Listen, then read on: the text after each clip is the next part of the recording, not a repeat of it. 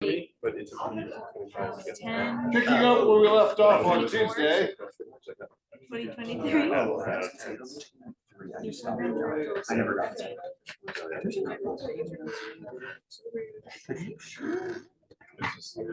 So this is right now.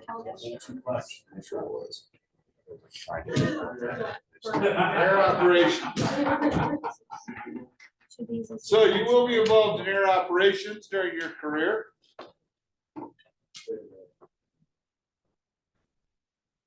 Nice, that's a shuttle. Where's the on it? All right. You need some sleep. No, it's wrong. Sit out and get one. Mike's like, wait, we continue. So, Oh, when locked and loaded and lifted off, air ambulance is going to be the fastest mode of transportation. You do have to factor in though, it takes time for them to staff it. They have to get in, they have to untie everything, they have to get a flight plan. They have to gain altitude. Once in the air, they're the fastest. So if you're in remote areas, you're gonna have to go to specialty centers that are a long ways away. They may be a good option. There are two types of air ambulances. There's fixed wing, which are aeroplanes. And then there's rotary wing, which are helicopters. Questions? Questions? Yes. Most common is the helicopter. Now, No? for 911 scenes, yes, they don't ever land planes at scene. Planes are actually used quite often for inter-facility transfers. That's really long distance. So, planes are probably used more than helicopters. Any Marines in here? Good. Oh, my mom was a Marine. My mom was a Marine. What's that? Your mom was a Marine too? Uh-huh. Yeah, so was mine. And my dad. And my dad was Army and my grandfather was a naval officer. But My dad. I found out growing up in a military household that depending, you can always tell what branch of the service someone's serving in, even when they're not on in uniform, just by when a helicopter flies over. Because if they're in the Army, they'll point to the sky and they'll say chopper. And if they're in the Navy, they'll point to the sky and they'll say whirlybird. And if they're in the Air Force, they'll point to the sky and they'll say helicopter. And if they're a Marine, they'll point to the sky and they'll say ugh, ugh. Oh man, I used to piss my mom off. Tell your mom that joke. See how it goes. Now what? Tell me how long it takes the bruises to heal. So you should be familiar with your local medevac operations here. We are blessed. We've got 5 rotary wing air ambulances within an hour of here, plus 2 rescue copters, actually 4 rescue copters. When calling for medevac, you should do it when the total time traveled, time distance, including liftoff, landing, all that stuff, is faster than ground capabilities. Yes. Not medevac, air ambulance and rescue helicopter. Air ambulance has 2 ALS providers. A rescue helicopter has 1. And sometimes not even 1, it can be BLS. It's a rescue, yes. CHP is the rescue. Nick Myers? The hell is that? He's the force, the climate ranger. Oh, he's Climate Rangers, yeah. He's like the only one who gets lower. I mean, yeah, I'm ancient, so I always think Dan Towner and Matt Hill was the Climate Ranger. Yeah, Matt Hill was a wilderness ranger long before his Cal Fire. Yeah, he was Dan's protege for a long time. Those 2 were legendary. So.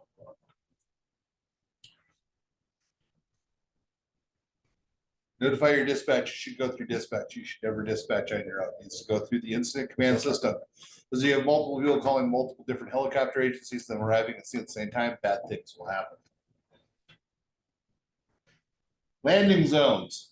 Minimum landing zone area needs to be 100 by 100 feet, and it needs to be clear of debris. Helicopters do this thing called rotor wash.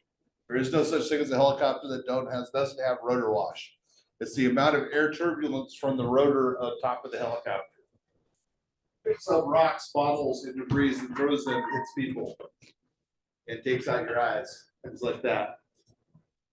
And in some horrifically tragic cases, will actually blind the pilot and crash the helicopter. So that's why we prefer it to be on a wet, grassy area. It's the perfect landing zone. And it has to be level. You don't want it to be on a hillside. There's very bad things happen, which we'll go over some incidents that happened that were very tragic. Not landing on level areas. If it's at nighttime, do not shine lights at it. They'll be flying with night vision. The last thing they need is a bright light shined at them. Never, ever, ever, ever, under any circumstances, approach a helicopter from the rear. Matter of fact, I just saw a video the other day. I was unable to get it from class, but someone approaching a helicopter from the rear. It makes you into sashimi very, very quickly. You can't see the rear rotor is moving so fast, it will literally dice you into a million pieces. It will shred you. Non-survivable injury. Never approach from the rear. Never approach an aircraft until the flight team has advised and directed you to, and then you have to follow their directions. Stay at a crouched level. These rotors come down to as low as 4 feet. Most of you are taller than 4 feet. Any questions? Of course.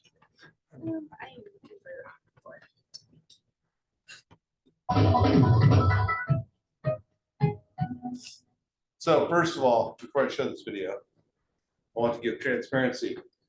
Air ambulance is the safest mode of medevac transportation. For every air ambulance crash, there are over 20 ground ambulance crashes, a 1-to-20 ratio. Keep that in mind.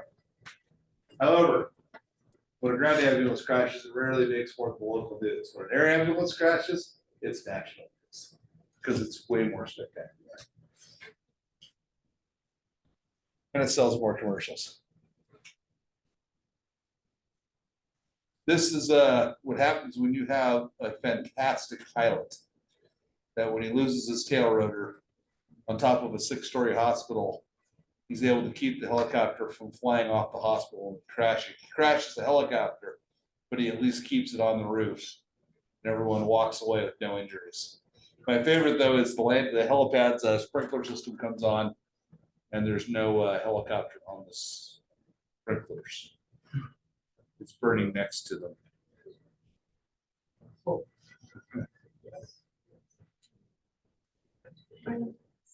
There they all walking away to go clean their flight suits. Yeah, that's you're not going to find any better than that. That could have been very, very bad. Nighttime landings were always dangerous, preferably at a designated landing zone if it's nighttime. Uneven ground. If it's on uneven ground, you have to always approach from the downhill side. In the last 10 years, that's tragic events. One was in Grand Canyon, where it wasn't even a medical, it was a rescue.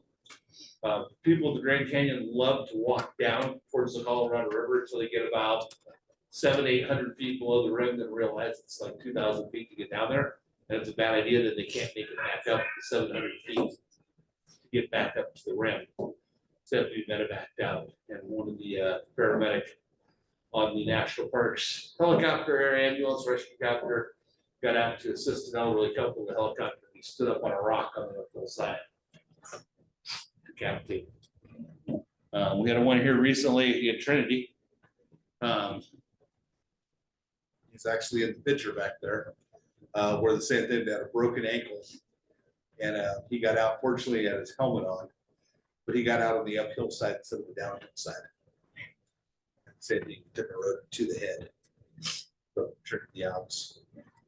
Fortunately for him, the guy with the broken ankle he was picking up was a military naval trauma surgeon who was able to drag him into the helicopter, get him intubated with an endotracheal tube, start the IVs.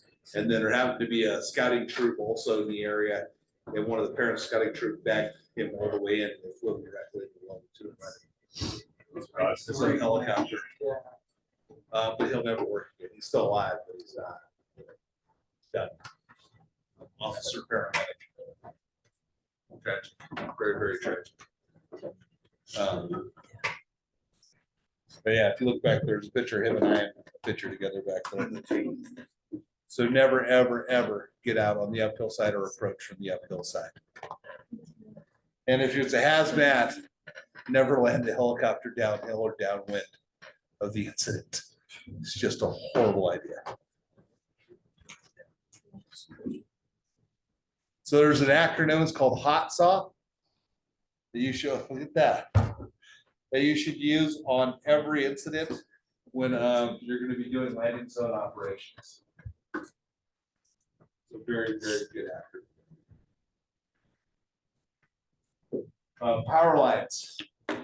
Not land helicopters near power lines. All they do is they can't see them. They're like little tiny poles. You're looking at it from above, you can't see the lines. There's nothing. When you look at the sky, you can see it against there's what's called contrast in your vision. There's no contrast to the ground for the power lines. So they can't see them. If a helicopter hits a power line, it's done. That also happened in Trinity about 4 years before that incident. They use a lot of helicopters. H14 crashed into the transmission lines in Trinity Opps. Yeah. Fortunately, I had a line cutter on the windshield, so they kept from getting killed, but it ruined a $14 million helicopter. With $1 million red for the bike. A FLIR. Yeah.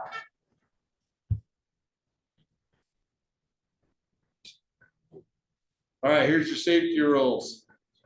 Never approach unless directed by the flight crew. Never approach the rear under any circumstances. Never approach from the uphill side of the slope under any circumstances. Don't shine lights at the aircraft or the pilot. Always approach from the side. Always keep your head down and walk in a crouched position. Follow the flight crew's directions explicitly. They know what they're doing. Secure all loose objects in the landing zone. They will fly away from rotor wash. No unauthorized personnel. It's one of the hardest things when you're at a landing zone or an emergency. You got to keep people back. Everybody's going to be out in their cell phones going, seriously, that's what they do. Protect your eyes from rotor wash. Nobody's smoking. And of course, never park next to the landing zone. It's one of the worst things I see in my chest. People drive to the top of the ramp and park.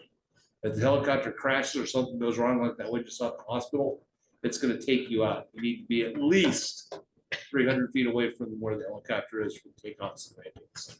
There's no reason for you to park next to the helicopter. It's just not using your hand. Everybody knows you can't buy love, but you can print it. That's why Vistaprint has up to 50% off custom cap.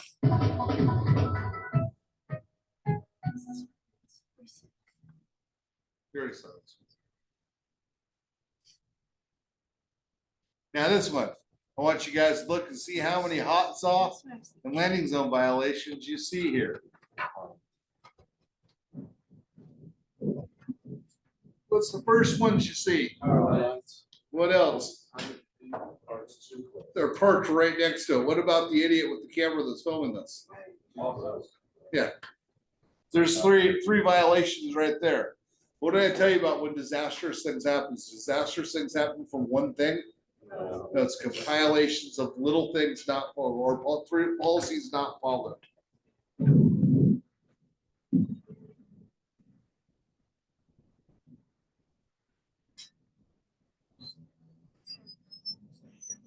this guy landed.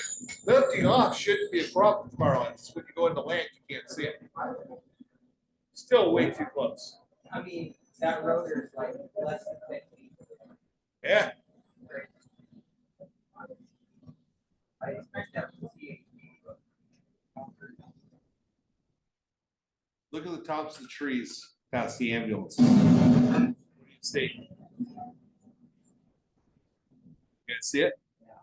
What is it? Windy as hell. Yeah. Pilot's supposed to be looking at them.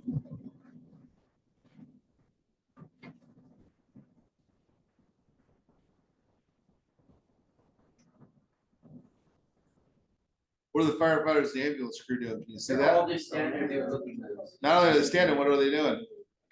They got their cell phones out. Gotta get that shot.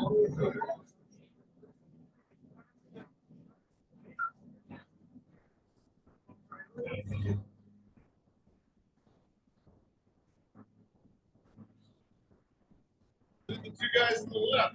Stay 100 feet away. Let me go close. The potential for an epic disaster here. Multiple casualty incident.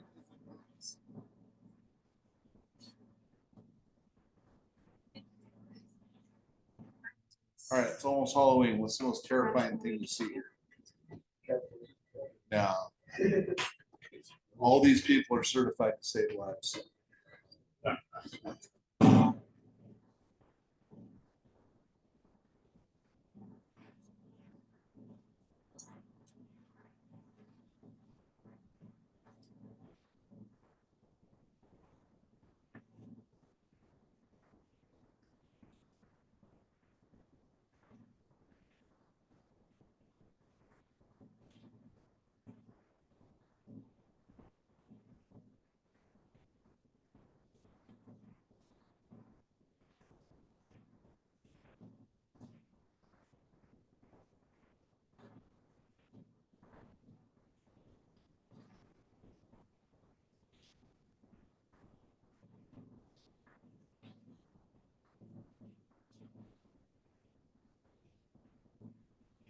I was wrong. There's no issue.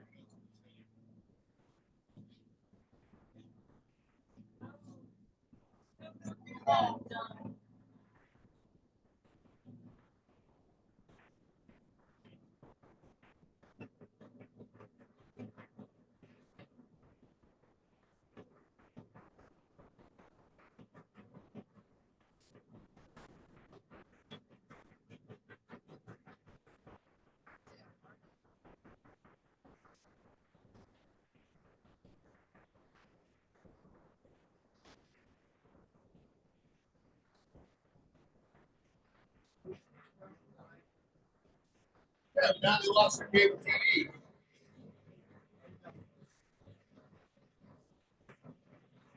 A couple $1 million for repairs to that rotor and drive shaft.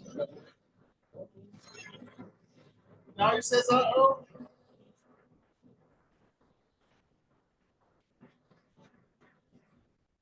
So the other problem with that one is you use air ambulances for speed. And if you rotor down an air ambulance, and you have to package, because it takes a minute, 10 minutes with the what they call hot loaded, with the rotor still going full speed. Takes a minute, 10 minutes to get the equipment out, lock and load everything, because everything has to be strapped down to lift off again. That's a minimum of 10 minutes. If they rotor down, they're going to be on scene for a minimum of 25 minutes. Almost everywhere around, unless you're like an hour, 2 hours from the hospital, that extra 25 minutes makes it faster to drive. So that's the other problem. You have no idea what you're doing if you're rotoring the helicopter. You just lost any chance of it being faster. Huh? We pretty much do. Good, because around here they don't. They just shut it down. It's like, well, now we could have driven there faster. Thank you. That's good that they have. That's what they should. So next thing, don't land on unstable surfaces. Not that snow and ice is unstable. And clear the people away from the scene. Are the people cleared away from the scene? No, they're right there. And there's still people skiing in too.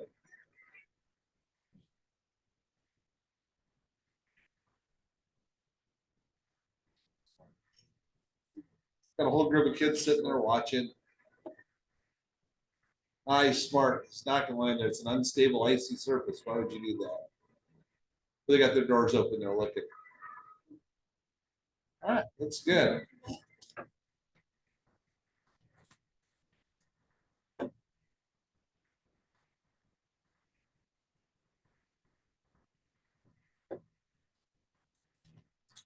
Uh-oh. Oh, shit. Maybe that's why we don't land on unstable, icy surfaces. Hurry, take off.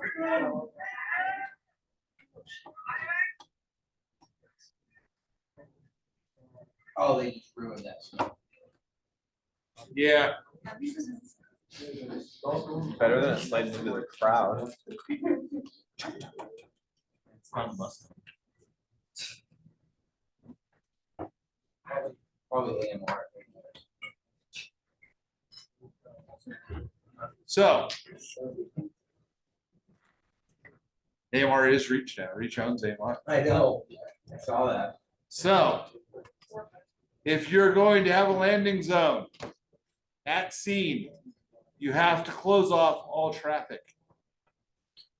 You cannot have traffic driving by a helicopter. That includes emergency vehicles such as fire engines.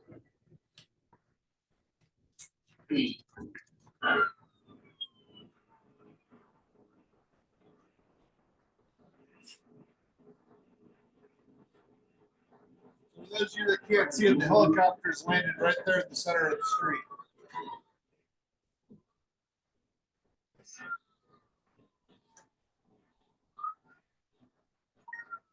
But at least they're hot loaded.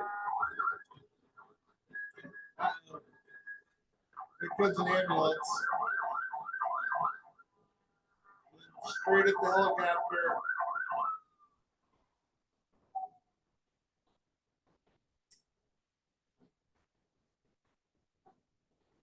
But it drives around the helicopter. Bad idea, very bad idea. The kid's going, apparently it's got another emergency.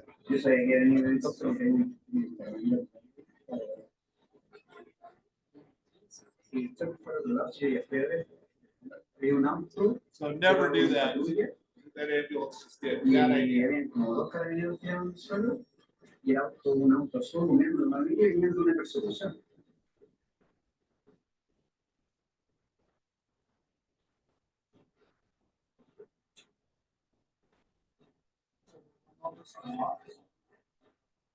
It's a fire engine.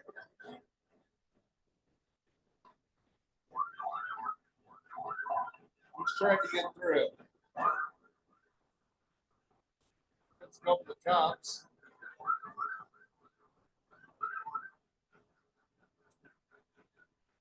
Now there's the ambulance.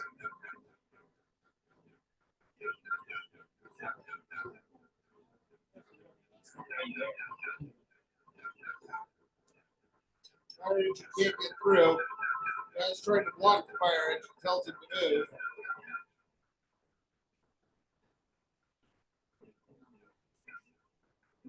Finally, the fire engine's going to get through the scene. Wait a minute, the helicopter's right there.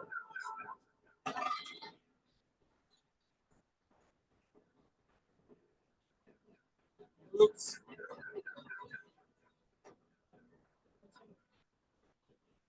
Horrible amateur photography.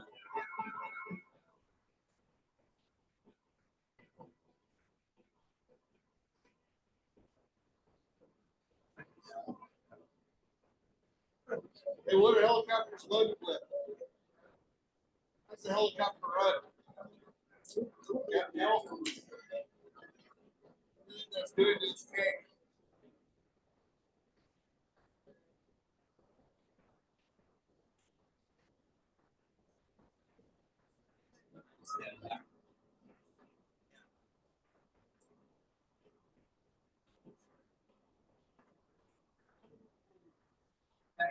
Right side is a fire engine. There's not much left of it.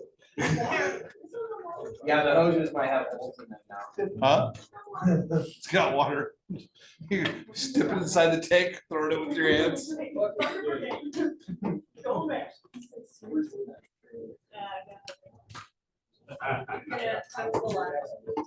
Why would you do a bucket brigade in modern times? That's right there. You do a fire extinguisher brigade.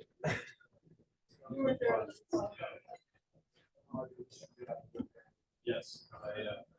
So your guys' scenario where the guy's trapped in the car was on fire, and they put out the fire, he's got the burns on his back, his butt, his chest. You guys did that scenario? Yeah. So in real life, when I pulled up to that, there was like 118 wheelers parked on the side of the highway. What the hell's going on? Why are all these trucks stopped? I pull up, there's a guy in there in a flannel shirt, jeans, and boots, and he's fighting the fire like mad. He's got a pile of fire extinguishers on his left and a pile on the right. And as soon as he gets the fire extinguisher runs out, he throws it to a guy on his left. He puts it in the pot left. The other guy hands him a fresh extinguisher. They got to see me. They stopped every truck, got every fire extinguisher. That's exactly what he did. Because they had a fire extinguisher brigade going until Forest Service got there and finally hit it with the phone. It would work. It was effective. The guy was a retired paramedic firefighter out of Texas that was driving an 18-wheeler. It's like, that's the smartest thing I've ever seen. All right, buckets. So, upsides and downsides. Upsides of air ambulance is the fast mode of transportation when it's in the air. Downside, takes time for it to land, for it to lift off, and to package patient and all the equipment for flight. When used appropriately, it's an invaluable tool that saves lives. It's a detriment to rapid transport. People bleed to death when it's not used appropriately. The best course of action if you're going to request an air ambulance is request it when you're responding. By the time you get it seen, even if the helicopter is coming from the same place you came from, it's going to be a minimum of 30 minutes the time you request it. To get the request through the dispatch, to get them out of their cruise quarters, to untie the helicopter, to wire, warm it up, lock and load, lift off, gain altitude, fly to where you're at, circle the scene, find a landing zone, and land. It's going to be 30 minutes. So if you're going to request a helicopter, request it when you are responding. If you don't need it when you get to scene, you cancel it. But then you're both going at the same time. So you get there, it's almost there. Does that make sense? If you wait till you're there and request a helicopter, you're going to kill your patient because it's going to take forever for them to get there. If it's like an hour and a half away to the hospital, that's fine. Dispatch the helicopter and start driving towards the hospital. Meet at a rendezvous at a landing zone in between the hospital and the scene. Don't sit at the scene and go, hey, do we got any cards while we wait for this? And laugh all you want. I've seen it done here in Siskiyou County more times than I can count. Oh, let's see, it's a 30-minute drive to the hospital. It's a 45-minute ETA. We better fly him. It's faster. We'll just sit here for 45 minutes with critical patient. Anyway, too many times I've seen it. Don't do that. Be better. Any questions? Then don't use the excuse of, we've always done it that way. Not a good excuse. All right, let's give some examples. Let's say you're in Happy Camp, Highway 96. You were smart, you requested an air ambulance and you're responding because you know you're going way out in the middle of nowhere. So you get to see the ETA is 15 minutes for the air ambulance. It's a 12-minute flight time to the closest trauma facility. Drive time is 90 minutes. What's going to be faster? Air. Think so? It's going to take them 15 minutes to get to see it. It's going to take another 5 minutes to take altitude off and land. Now we're at 20 minutes. It's going to take 10 minutes to package the patient for flight. Now we're at 30 minutes. It's going to take them 5 minutes to lift off, gain altitude. Now we're at 35 minutes. And 12 minutes to get to the trauma facility. So we're 47 minutes. Then another 5 minutes, and that's about 52 minutes. So 90 minutes to drive. Still better than that. 38 minutes faster. So you're better off going with your ambulance. All right. Let's do another one. There you go. That's how you save lives. Invaluable. All right, let's say we're on Highway 97 out here at 812. You did the same thing. You launched it when you left. They got a 3-minute ETA to the scene. 3 minutes. It's going to be an 8-minute flight time to the closest trauma facility. Ground transport time is 20 minutes. It's going to be faster to fly or go by ground. Ground. Why? It's only 3 minutes, 8 minutes. 11 is 9 minutes less than 20. 5 minutes to land. 10 minutes, 3 minutes to get there, 5 minutes to land, 10 minutes to load package, 5 minutes to lift us, 8, 18, 23, 31 minutes. It'll take you 11 minutes longer to fly them there. Any questions? All right. Let's go over mass casualty incidents. Everybody's favorite subject.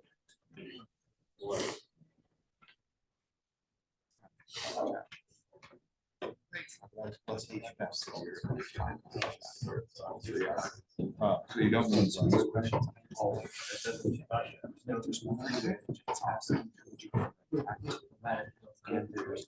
Didn't say everybody can It was leave. hazardous materials.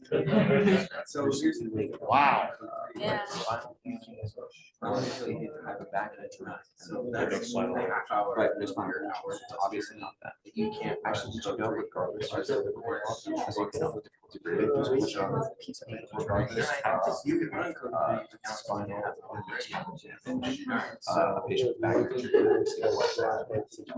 I mean, as long as like you're not gonna. It's like It is. 3 3/4. It's like, it's just like a little one of those. We go to a scrap. And then lowers, cardiac fever. It's not breathing.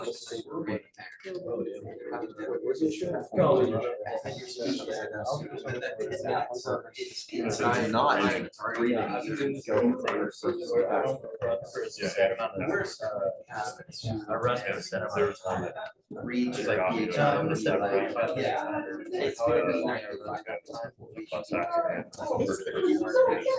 I've kind of been taking this out. Over an hour is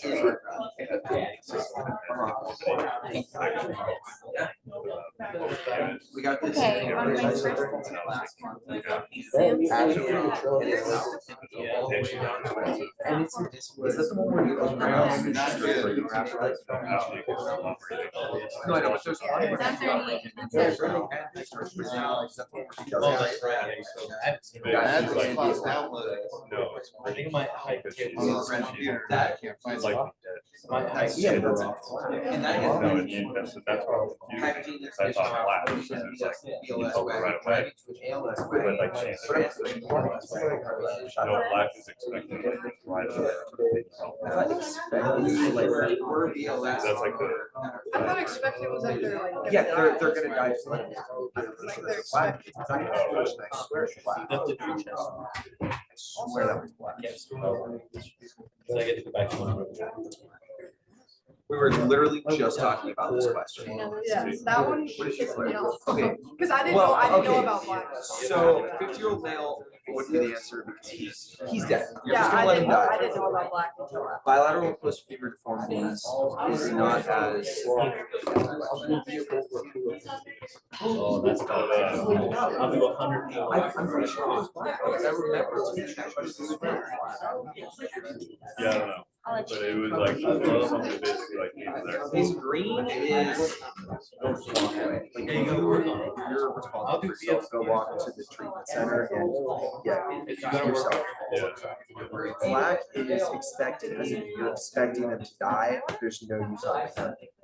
Red is immediate, being helped now, and yellow is, they have problems, we'll fix that up.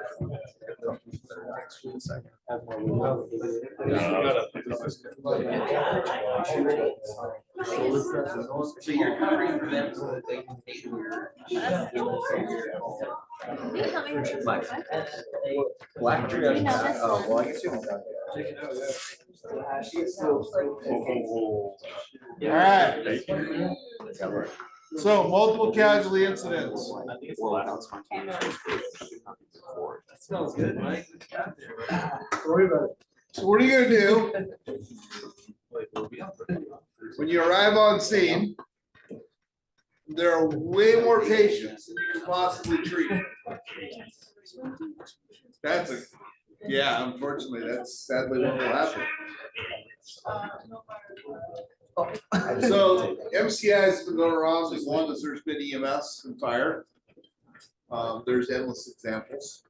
One of the biggest problems identified in the early 80s, though, was every agency had a triage plan and every agency had a mass casualty incident. Problem was nobody had the same plan. Every department, every agency thought they were better than every other agency. So when you have an MCI, no one agency can handle it. They have to bring in other resources and help from other agencies. So everybody gets there, everybody's got their own plan and their own idea, their own language. So you have a disaster within a disaster. Yes. Are you talking about what agencies, you're talking about different areas, you're talking about fire department? Different fire departments and different areas. So like here, if you get a bus rolls over Mount Shasta, you're gonna get Mount Shasta, Dunsmere, Weed, Lake Shastina, Hammer Wow. Cal Fire. Everybody needs to be on the same page. They can't be all having their own protocols and operating policies. It doesn't work. The Newport Fire got together with Hoag Hospital in 1984. And they came up with a plan where you could do a simple triage and rapid treatment that everyone could learn and everyone would know what each other's talking about. So you could have 20 agencies on scene, all with the same plan, doing the same thing. Now, it wasn't until 3 years ago, it finally got it down nationally, because the same thing is every fire department thinks they're better than every other fire department, so why would they do something differently than they're already doing? Because they're already the best that's ever existed. So, finally, we're getting people to adapt this. I've been trying to get people all on the same page here for over 30 years, and we're finally actually starting to see it happen. We still got a long ways to go, though. All right. Here's an example of a bus driver having a seizure with a bus full of children. What? That's a place. Still not working. Is that where the kid jumps in? It's like my dad taught me how to do this. But he likes to drink. One kid. One kid tried to do something. The rest of them failed.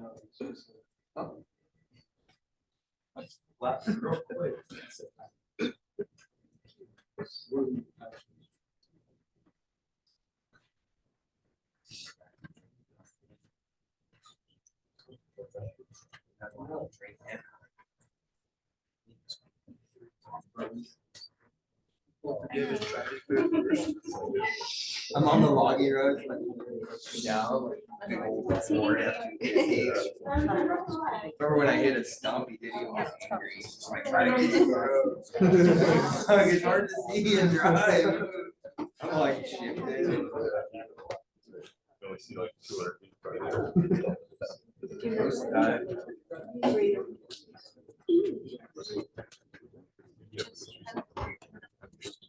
Dude, it sure is that we always had dinner though. So, I mean, my dad would have missed everything. Well, hell yeah, you use the window frame, dead crack every time. So at the end, it's the bear. It was like a young bear. It was. That's the really cool. And it was, I feel like I feel like there's I think it was. after that chest. I guess that, and the disseminate like got burned in my brain. No. But, like, Dude, I've got It was seven like out of right 10. at the end of the day, got it, and it broke down, and tried to fight. that happened to me. He was there for 7 years. I mean, I've like already processed what I was studying. What the hell? Hard, and then you have to leave right to the house. It was like, it was sick or something. It was like super. Oh, yeah. I was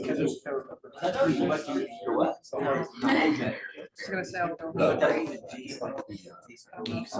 All right, let's try this again. Relive. Yeah, it was really. It was maybe. Maybe. All right. I mean, Oh. Oh, yeah. You we don't need know to how draft. tonight, so it's- What is Your house is- Run to my house, right?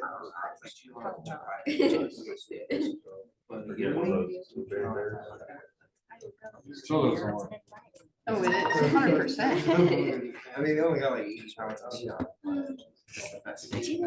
right, fine.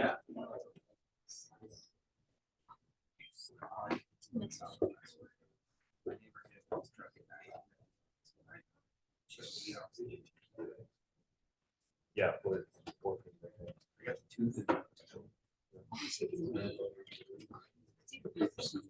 They knocked it out. Found it on the Because road. I So watch the kid in the back of the bus.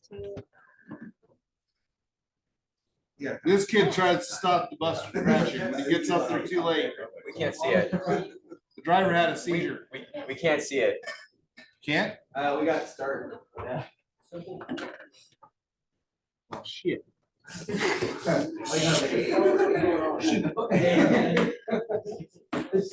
important part of the words.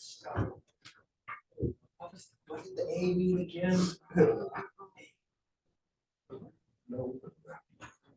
Come on. Yeah, Brian. Now can you see it? Yeah. All right, driver's having a seizure. Nobody's taking action. This kid finally tries to take action, but he's a little too late and they crash. There they go. Watch the kid in the back. Oh! Where's your seatbelt? Seatbelts is on best. Yeah. Well, that's clearly an older video. The brown seatbelt. New ones do. Like someone's still like that. It's just. Yeah. Everyone, this one was category. That's why you wear your seatbelt. Right. Yeah. He's gonna I have hope they're wearing their seatbelt. superficial burns on his right arm. He's gonna walk out of that like Chuck Norris.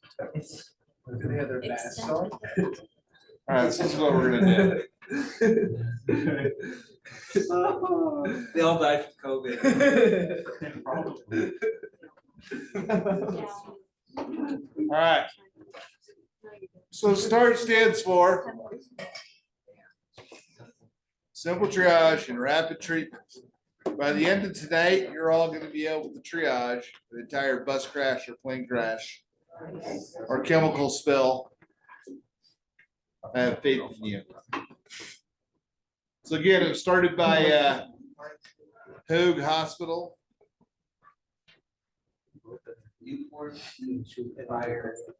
Yep. So the idea behind this is, yes, Can I put a little thing in? Can we change it so that the font color is different than the background that it's on? No, Not this slide. This one's one. Go back a slide. Go back one. You see that? I don't think someone would like do that on 20. There's like red on red. so what you're telling me is that you're not good with challenges.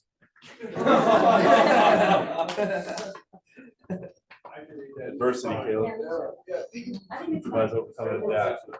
Yeah. At the end of the year, yeah.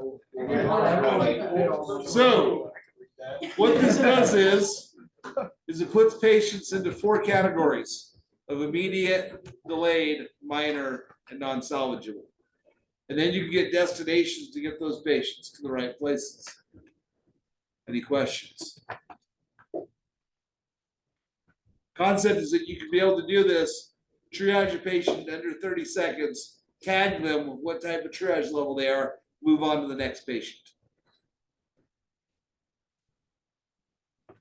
The objective is to get the people that need to be in surgery into surgery within 1 hour of the crash to save the most people possible.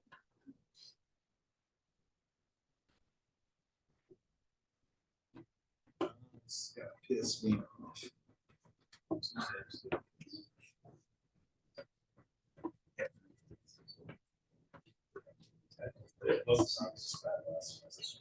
No, because they didn't, they deleted it. There we go. Yes.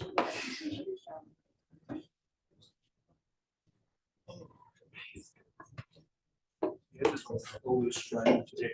This one's always trying. Oh, dude, breath sounds always Strider. Always go with Strider. Yeah. Vita gave us Strider and we immediately packed and leave. Those are the 3 answers that are. When in doubt, direct. Yeah. When in doubt, transport to trauma facility. That sounds a little bit. You're not wrong. Yeah. It's always, which of these will be the worst? Liver. Liver. I think one is kidney. Okay, Hunter, need you to We back can't away see from it. death as much as you can. Cover your faces. Cover your face.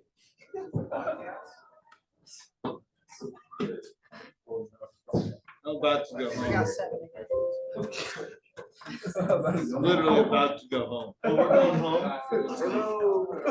Okay, Hunter, need you to back away from death as much as you can. Cover your faces. Cover your face. Yeah. The 1984 transit bus. Slideshow. Yeah. It's old citizens before we had Grandma went to prison. Just stop. That's a little generous. You don't slide into My it, right? God.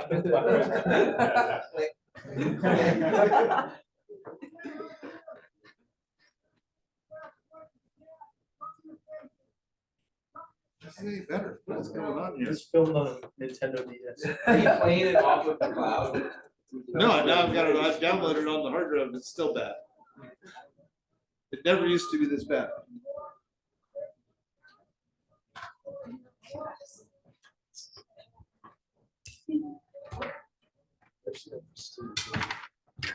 Oh, yeah. Our group. Thanks for being. All right, so what they're doing. So when you get there, make sure the seat is safe. Look for a safe place you can put a lot of people. Ask anyone that can walk to get up and walk. Anyone that gets up and walk is green. And you tag them with a green MCI tag. If you are not paying attention, you're going to fail exam 6. There are a ton of questions on this. If they can't walk, then you do a test of 3 things to find out. Question.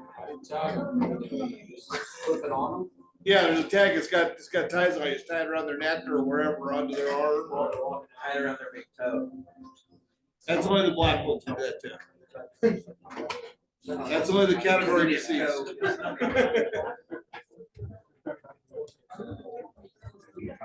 So what he's doing is he's doing a 3-way test. Somebody can't walk.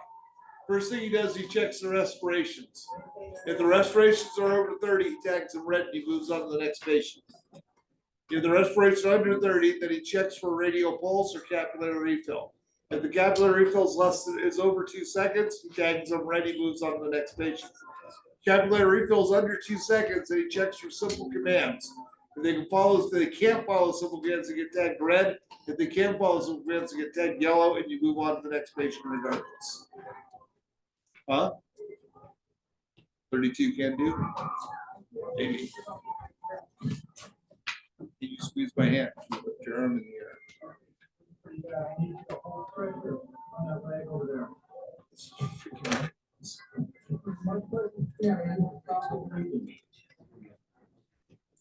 This video is completely useless.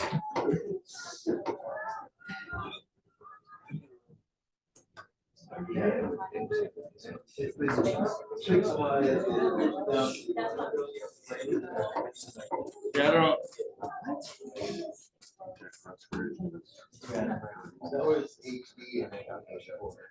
That's what I'm trying to figure out what went wrong here.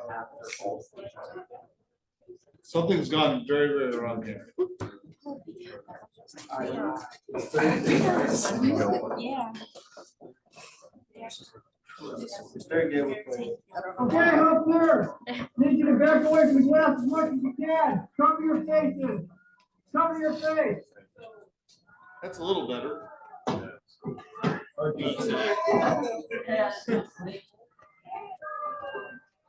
That's very stable. You guys can't see that, can you? No.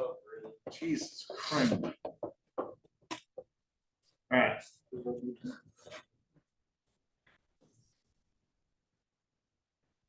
So remember, you're not abandoning the patients. You're not C-spining the patients. Patients that don't have a pulse, here's like saying, if someone's not breathing, you open their airway, they start to breathe, you tag them red, and you move on. If they're not breathing, you tag them deceased, which is black, and you move on. Those people die. If you have a couple of greens that look like they might be able to help you, you may keep them with you to have them hold airways open or hold direct pressure to stop bleeding. But you never stay more than 30 seconds per patient. Important to remember, you're not abandoning patients. You're trying to get the most people saved into hospitals as quickly as possible. The only way you can do that is through triaging.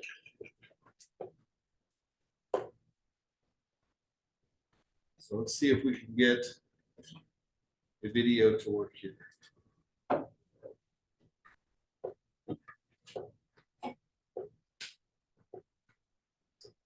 As a new firefighter, I found the START system being easy and simple to follow tool when doing patient assessment. Once on scene, we go ahead and have all minor patients move to a safe area, then use RPM to assess the remaining patients.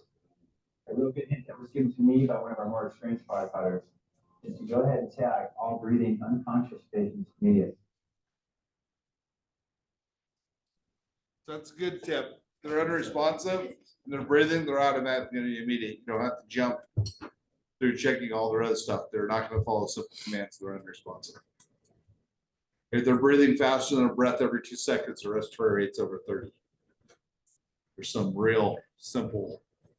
So would you check capillary refill over the pulse? That'd be more. I try to go for radial pulse when I do it, but that does take longer.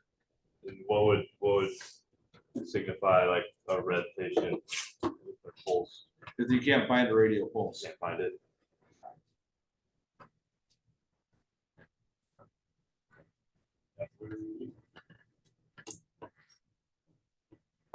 It's important to remember that patients that are delayed doesn't mean that they're not critically injured. It just means that they're probably not going to die in the next hour.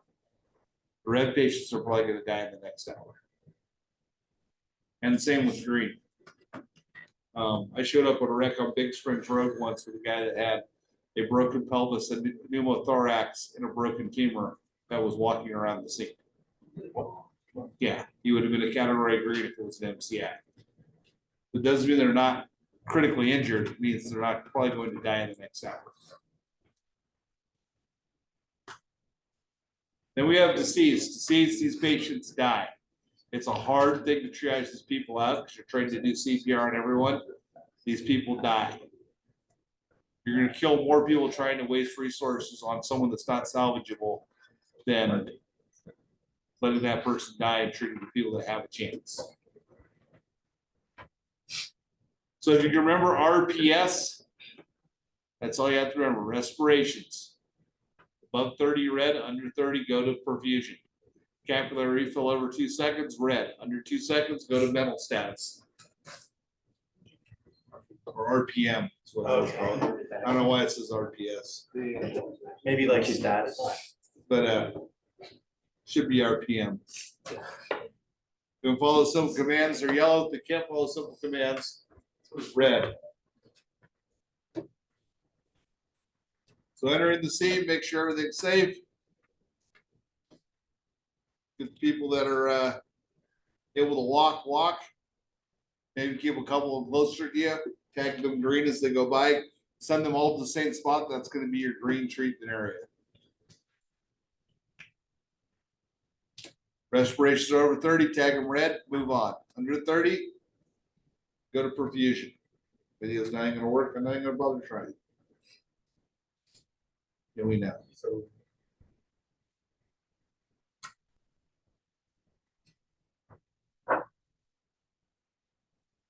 So if you have capillary fill under 2 seconds, that's good. Then you move on to mental status assessment. If you cannot get a radial pulse or their capillary fill is over 2 seconds, then you're going to tag them red and move on to the next patient. Any questions? Mental status. Patient can follow simple commands, you tag them yellow. They cannot follow simple commands, tag them red, move on to the next patient. Any questions? So when the first units arrive, they should be assigned to triage. It's called an upside down ICS system. If you're on a fire, when you show up, you start branching out your ICS and your command structure. If it's an MCI, you don't do that. You assign the first units to triage. Because nothing else matters till you know how many patients you have, how many resources you need, and how many different hospitals you need to send them to. You don't send all the patients to one hospital. Then all you've done is move the disaster to a hospital. You got to get them to the hospitals where there are surgeons available that can save their lives. Does that make sense? Even the level 1 trauma centers can't handle more than 2 or 3 red patients at one time. Usually 2 at the most. Any questions? I have a question. Yeah, They're unconscious and their capillary refill or the pulse is fine. they're still gonna be red because they're unconscious. Still red. Yep. Because they can't follow simple commands. So it's either or. Right, so that's what the one guy was saying, if they're unconscious, just tag them red if they're breathing. So I'll give you an example of why this is important. Yes. For an MCI, Uh-huh. you got one hospital. Yep. Two. So the plan is, there's protocol actually. So what you do is you contact what's called the control facility. So there's 2 control facilities in the region 3. All right. One is Mercy Redding for the north and the hospital for the south. And when you do the control facilities, you contact them, you activate an MCI alert. And when you activate an MCI alert, they take a clerk and they pop a clerk down at a computer. All right. And what the clerk does is they log into software called EM Resource. Okay. And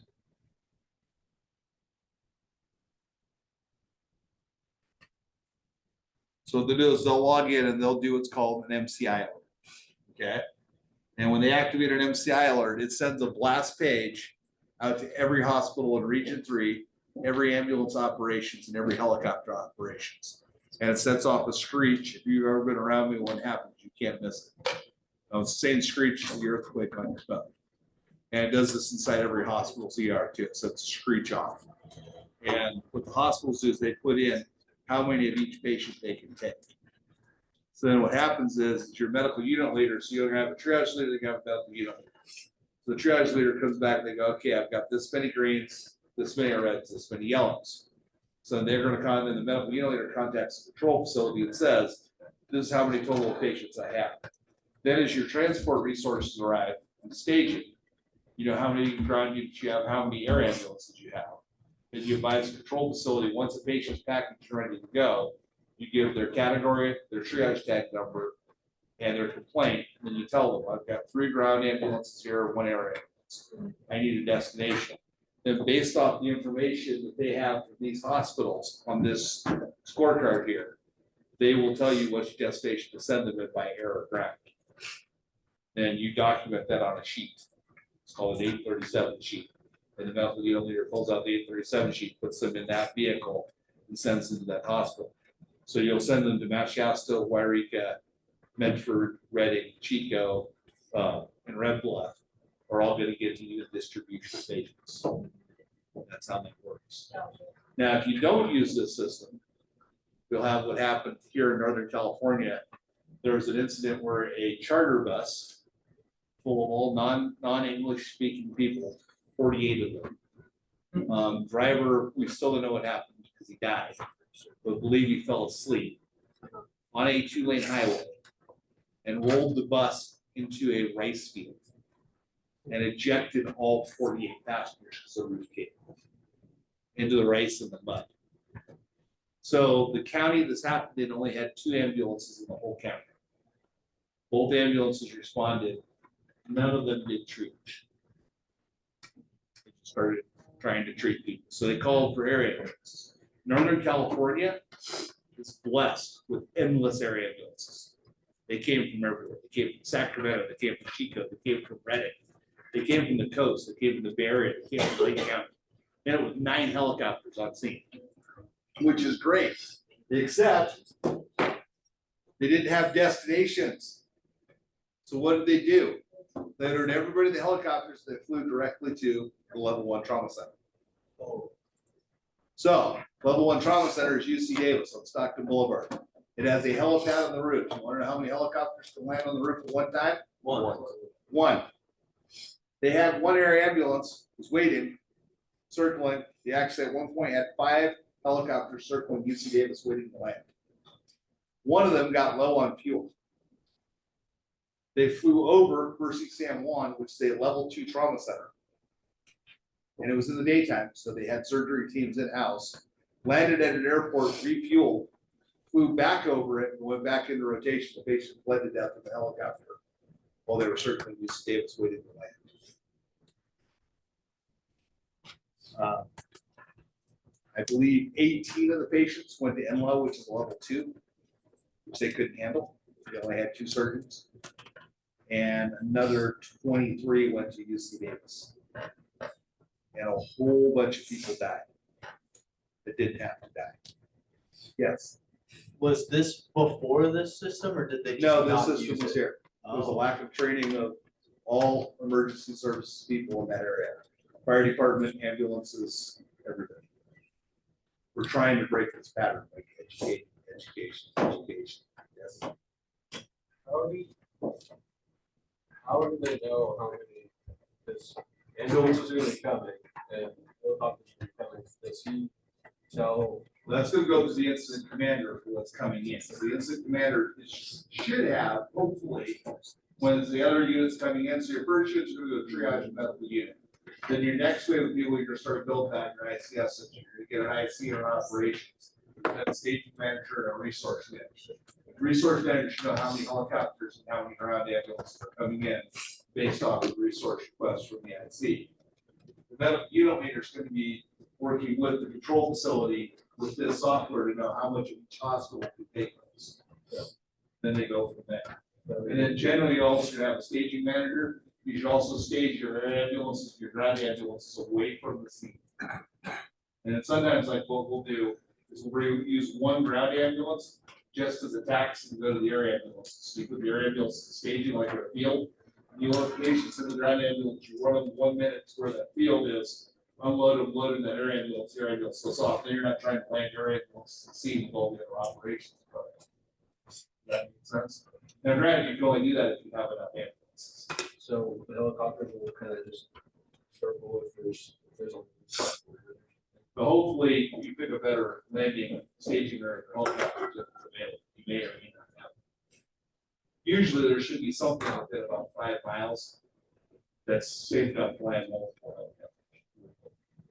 A store parking lot, a school field, something. Now, if you're in a canyon, you might be screwed. The last big one that we had around here was Pollard Flat, which was in the canyon. But what we did was we landed all the helicopters, the Pollard Flat trucks stopped working. But all the 18-wheelers to move out, it's still in business then. But all the 18-wheelers moved out, it's landed helicopters there, use one ambulance, drive down, load them straight to the helicopter. Like a 30-second drive. You put a couple pages. No, not if you go to helicopters, so they take one at a time. Yeah. but I'm just So saying- the air ambulances, yeah, we're taking 3 to 4 when they're going to different hospitals. So. That was like 9 years, it's been a long time, it was like 9 years, I was right, Pollard Flat. Does that answer your question? Cool. So anyway, this is really, really good software. If there was, once during class, we actually got an MCI to AIM. We got to watch it, just pulled it up, we watched it all happen right here on the screen. It's pretty cool.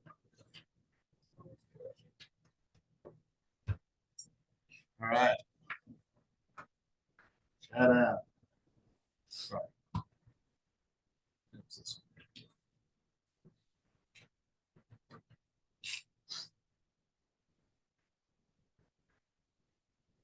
Yeah, went through that. So again, remember to start it from upside down. Do triage and medical unit leader first, and the next wave that comes in, start building out an IC and operations, resource management, staging manager. All that comes after the initial triage.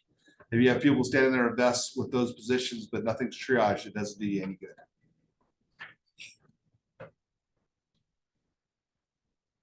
So here's the reason why that philosophy works. One, before you can send a patient to the hospital, you must have an ambulance available, and you have to get a destination from the coordinator, right? Before you get a destination, you know how many of what category of patients are loaded in the ambulance. For you to identify what category a patient is, they have to be tagged and carried to the ambulance. Or they can be tagged, they have to be triaged. Triage has to go first. Any questions?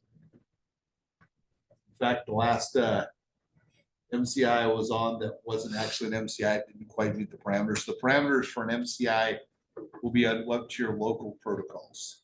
There is none for national registry.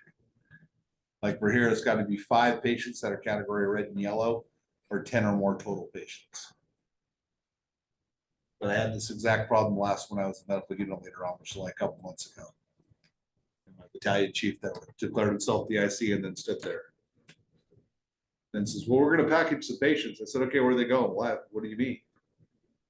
Are we taking them all just to the local hospitals? Like, no, you have to send them different directions. You're just gonna move it, no training. Not gonna say. I can say there's a huge training void that we're trying to get broken.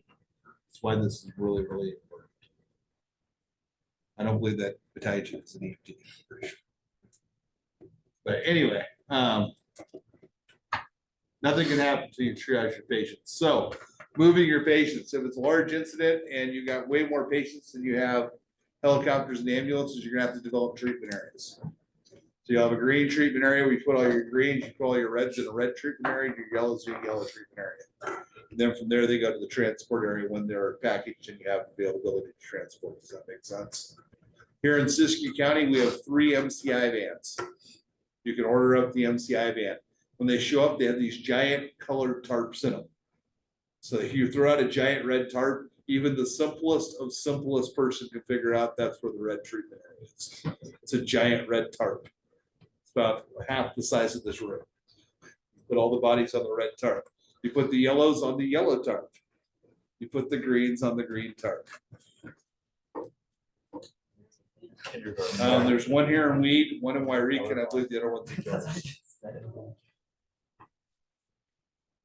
Well, does Weed Fire still have access to the MCI van, or is it Cal Fire? If you don't know, it's a Cal Fire. I believe it's with Cal Fire, yeah. Okay. You probably should see getting a different line of work, because the other problem too is most of your tools, drugs, and things like that are color coordinated also. You have a hard time if you're colorblind. I mean, it's doable. We've had paramedics that are colorblind. They've done it. Can't you like get like these glasses too that like the red? I have no idea. Even if it's full color black, that's great. Funny you asked that. I just watched had a Rumblefish going on in the background. It's a movie about a colorblind guy. All I see is black and white. You guys have never seen Rumblefish? So he sees the world for how it is. Ever seen The Outsiders? Same author.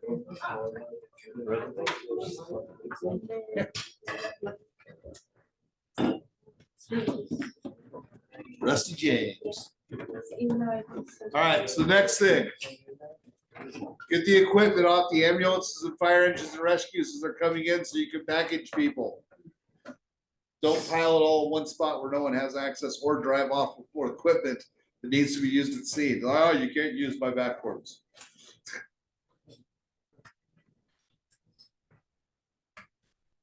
So transporting, as the next second, third, and fourth waves of resources come in, you really should have a transportation manager.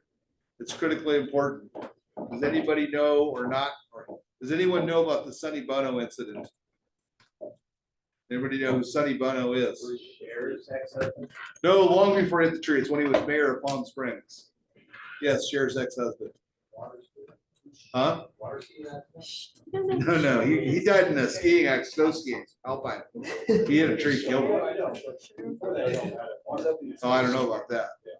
So when he was mayor of Palm Springs, they had, and I know you've probably heard me joke about this, but it's nothing to joke about, especially since it's on camera. He had a school bus full of Girl Scouts rolled on a canyon road. Now, Palm Springs is blessed. They have hundreds and hundreds of millions of tax dollars to waste. They have nothing but money and resources. So they had 25 ambulances there like now. I mean, boom, right there. Problem was it was on a canyon road. So instead of staging them in the staging area, they all 25 drove right to the scene. So the first Girl Scout was packing staff over 50s on top of her. They had to take her down to ambulance number 25 and had to turn around and drive out. Then they had to take the second one all the way down to ambulance 24 because they were all boxed in on the canyon road. So disaster within the week. So if possible, in your third, fourth waves, you might want to get a transportation manager. and a staging manager. You may want to stage your resources outside the area and bring them in one at a time as your patients in the package, so you can effectively and quickly get to others. Any questions? So dispatch is always like a. You never know. Disaster? Oh, yeah, I'm sorry, go ahead. Right. And today was 3 dispatches in a row, the cross street as the addresses of the actual street that was on. Yes, So Jesus. curious, when does it become an MCI? When there's 5 or more red or yellow patients, or 10 or more total patients. Right. So let's say it's 89, just because out of utility, we'd be first on scene, we would make that call. You could. Okay. Generally, what you should do is call the ambulance, kind of the medic that's coded, because they're the ones that are gonna activate it through the control system. There it is. Unless you're taking the medical unit leader, which you probably don't want to do. That's where I'm going. So you should probably call the ambulance. Then also recommend the ambulance call their supervisor.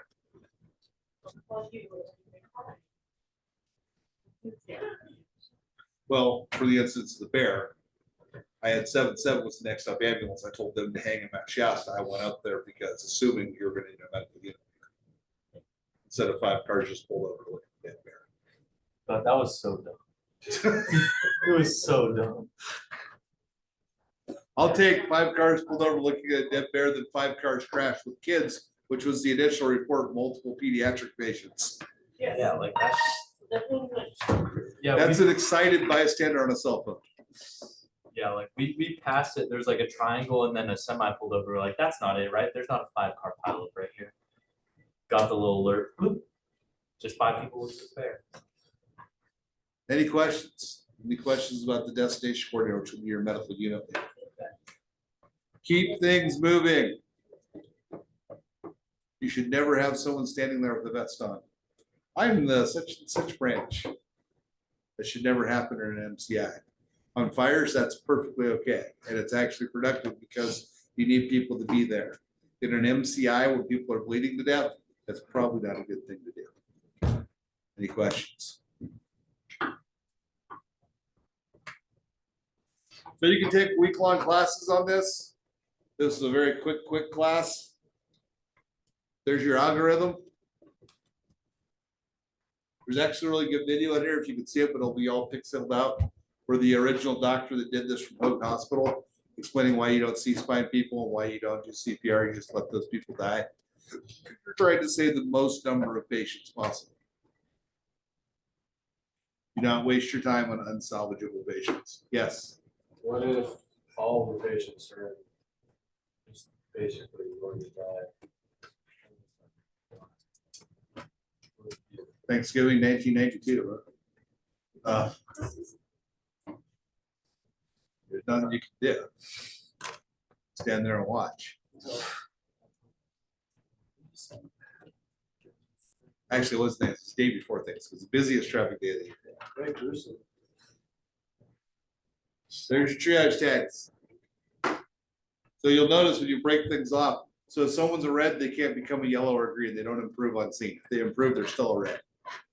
However, you can break things off. Someone's a green, if they collapse or become unresponsive, they can become a red. You just rip it off and become red. Does that make sense? Yes. No. Don't worry about that. So to answer your question,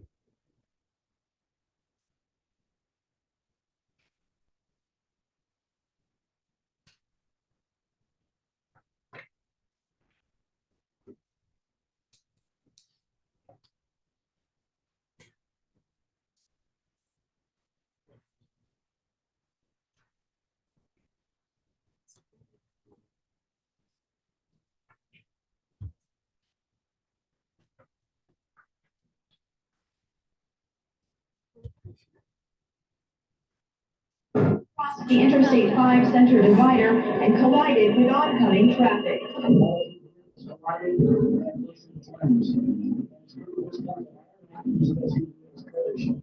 Officials say at least 6 people are dead. Investigators are searching the scene for additional victims. The fire was so intense there, you see from the scene here, the metal crush is so significant in all these vehicles. The fire, it was impossible to get to anybody out of these vehicles. Slick roads and dense fog may have caused the accident, according to the California Highway Patrol, but more likely, a spokesperson said, unsafe speeds were to blame. The road is really wet, and we come down the hill there, and you see like a mushroom cloud of black smoke just building up and flames just everywhere. And everybody stopped, and you couldn't go either direction. This accident happened just a few hundred yards away from Friday night's 26 vehicle pileup on I-5. That accident left one man dead and more than a dozen seriously injured. The Highway Patrol will investigate the significance of these two fatal accidents happening along the same stretch of road. But officers stress it is not the road itself that is a hazard, but the excessive speeds at which motorists travel while on it. Meanwhile, hundreds are stranded along Interstate 5 en route to their Thanksgiving destinations. The lives of at least 5 people. 2 trucks collided. Wow. Yeah. So it was a logging truck passing a car with 2 teenagers and their 2 siblings in the back seat. And an 18-wheeler with the 2 guys in an 18-wheeler crossed over at Codex before the K-rail was there. Hit the logging truck head on, knocked it into the car with the 4 people in it, and it all caught fire. They all burned to death. It burned so hot it melted the pavement. Yeah, so we got there. It was too hot. I couldn't get within like 25 feet of it. So we watched. Wait, you were there? Yeah. Oh, that was first ambulance in. And then 5 days before that, we had a 26-car pilot that killed the Sister County Sheriff's deputy. Oh. Is that because another car came in? It was a 18-wheeler. So you know you got that big right sweeping curve before Castella, before Emirati's. 18-wheeler lost control and jackknifed and rolled over. And then the deputy was the first one, crashed directly into it, killed him instantly. And then it piled at 26 cars behind it, couldn't stop because everybody was driving too fast. And in that one, we also had a category yellow, and that one was the only person in world history to throw a complete game in a World Series. Got lots of autographs out of that. All right, so we got a little bit of time here before we go to break.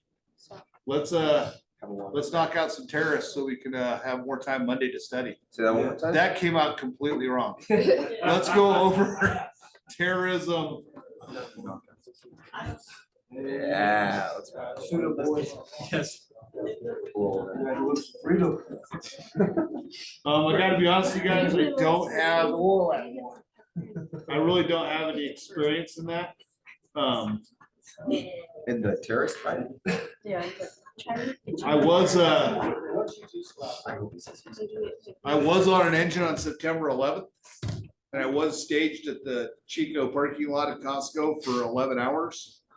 They thought San Francisco was going to get attacked because they were part of a good 40 strike teams sitting in the Chico parking lot, Chico Costco.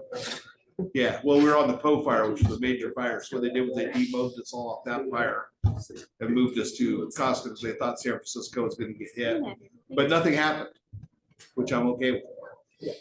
But anyway, so I don't have any, throughout this whole class, there's been something with the exception of the bends from diving and this. I can give you some personal experience on this I have.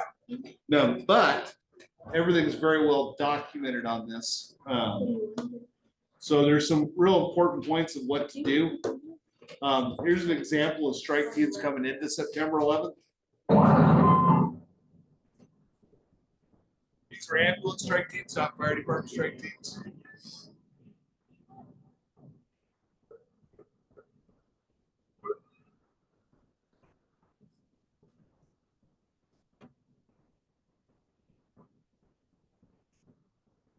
Yeah, New York's got, there's like 50 different private agencies just in New York. So on top of that, FDNY's got a whole fleet of ambulance. 8 million people in the city, so we need lots of ambulances.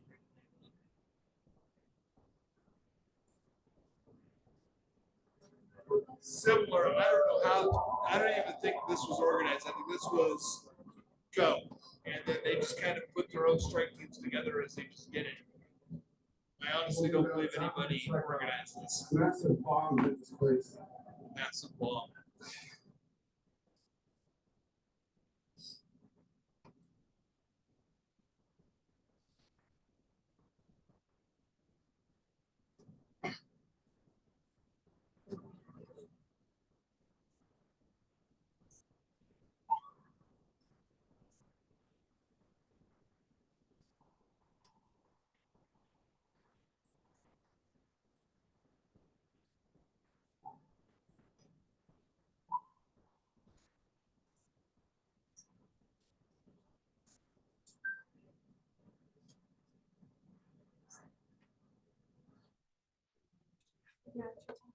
So you heard the one guy say, the guy said a bomb went off. So they actually thought, every September 11th, I always rewatch the stuff. I don't know why I do what I do. All the news channels thought the second tower was a bomb. They didn't see the plane coming. Yeah, like the first 20 minutes till somebody, a caller called and said, if you rewind your own footage, you can see the flame, because they were filming it from the wrong side. The flame flew from the back side. They said if you, a caller said, if you rewind your footage and slow it down, you'll see it's a plane.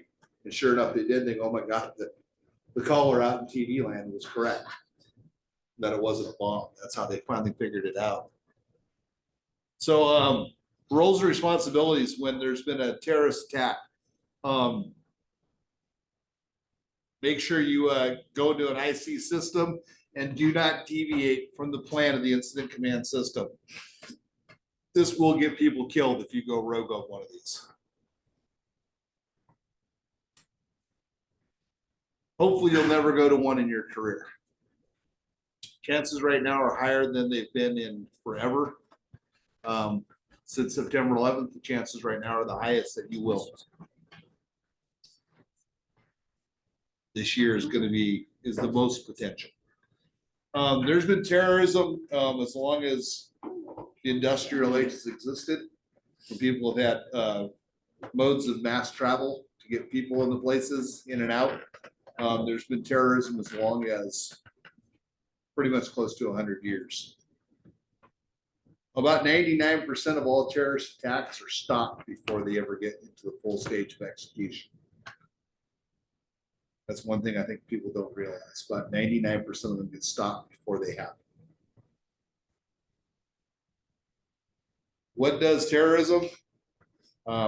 Religion's the number one. And then you have extremist political groups.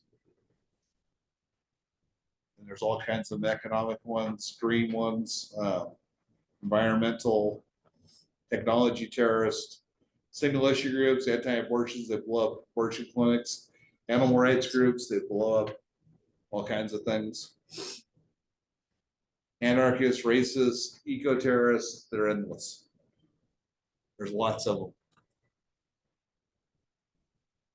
This is a pretty cool video, some things you probably didn't know, but you probably should.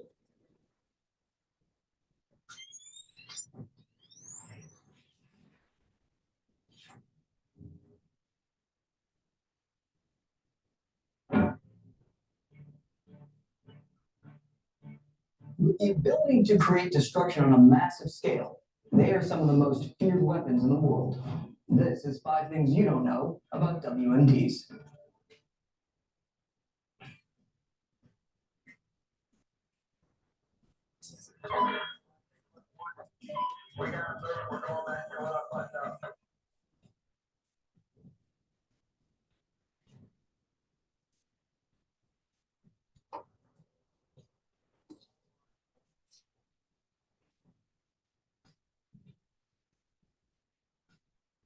The phrase weapons of mass destruction is often used to refer to any nuclear, chemical, biological, or radiological device capable of creating destruction on an immense scale. However, when the expression was first coined, it was actually used in reference to conventional bomber aircraft. In May 1937, it was reported that German and Italian planes bombed the Spanish town of Guernica, killing more than 200 people in what was then described as one of the first raids on a civilian population by a modern air force.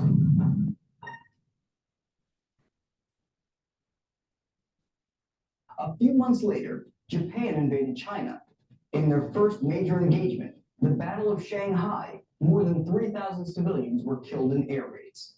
Shocked by these immense losses, the Archbishop of Canterbury coined the phrase by saying, "Who can think without horror of what another widespread war would mean, waged as it would be with all these new weapons of mass destruction."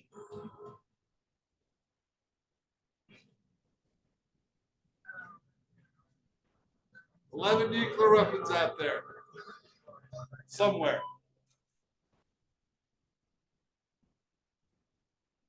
During the height of the arms race, the United States had more than 31,000 nuclear weapons in its arsenal. And with that many warheads, it's almost inevitable that a few accidents would occur. One unfortunate mishap took place in 1965 on board the carrier USS Ticonderoga. On December 10th of that year, an A-4E Skyhawk carrying a B-43 hydrogen bomb was preparing for takeoff when the aircraft suddenly rolled off the flight deck and plunged into the ocean.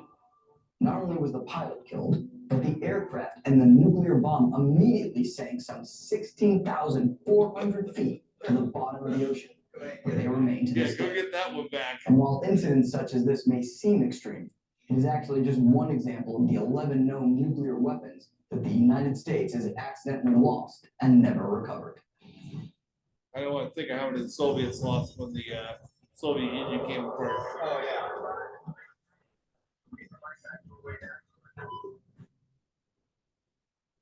During the First World War, the introduction of modern chemical weapons such as chlorine and mustard gas was devastating. So when World War II erupted, all of the major combatants, except for Japan, opted to refrain from using chemical weapons on the battlefield. However, when it came time to invade Iwo Jima, military planners recognized just how brutal and costly the battle was going to be. And in an effort to curtail the projected losses, they actually proposed saturating the island with mustard gas. Of course, in the end, this proposal was ultimately rejected by President Franklin Roosevelt, and a large-scale amphibious assault was conducted instead.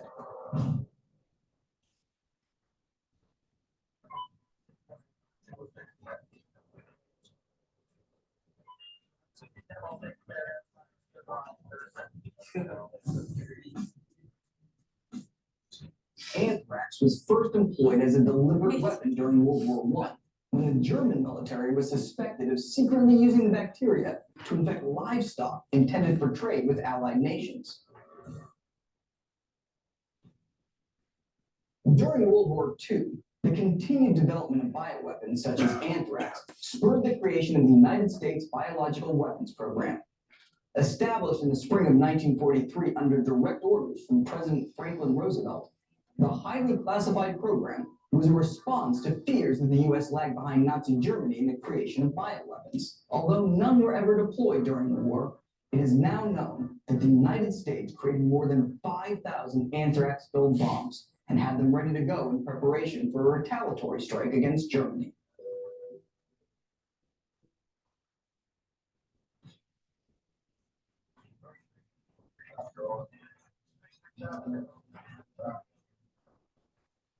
This will make the environmentalists happy.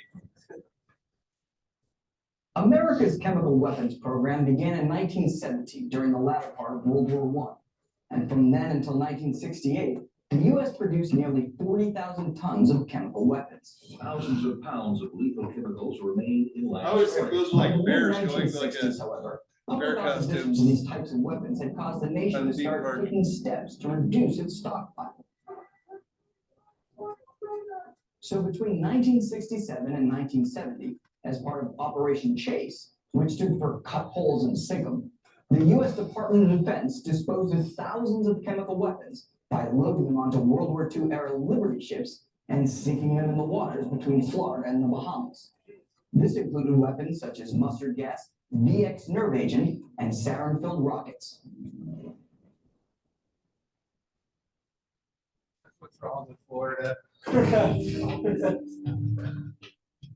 On March 13, 1968, American officials conducted several open-air tests of a chemical nerve agent at Dugway Proving Ground in Utah. These tests resulted in an incident that caused much public debate. Do you know what happened at Dugway? If so, post your answer below or reach out to us through Twitter using hashtag 5thingsyouDon'tKnow. It comes back and tells you. You have to look it up. No, don't those look like bears in a theme park? Once you see it, you can't unsee it.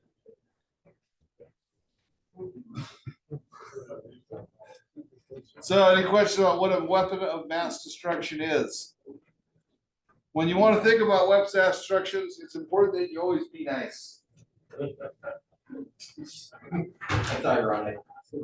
Biological, nuclear, incendiary, chemical, and explosive. Those are your categories. Couldn't make it worse. Wouldn't it be nice to just wipe out an entire nation?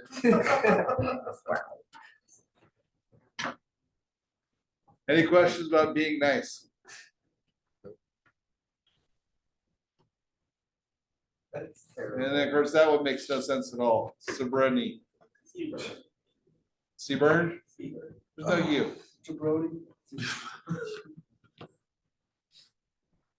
Sounds like 3 on the Glasgow film scale assessment. Yeah. Seaburn? What a good break. Yes? Seaburn, that's how it's pronounced. Chemical, biological, radial, nuclear, and explosive.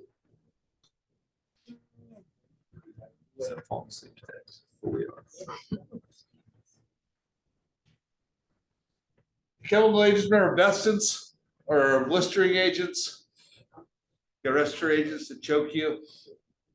The gas comes out like fingers. Nerve agents, and of course metabolic agents like cyanide that block your blood's ability to process oxygen and carbon dioxide, which is a huge problem.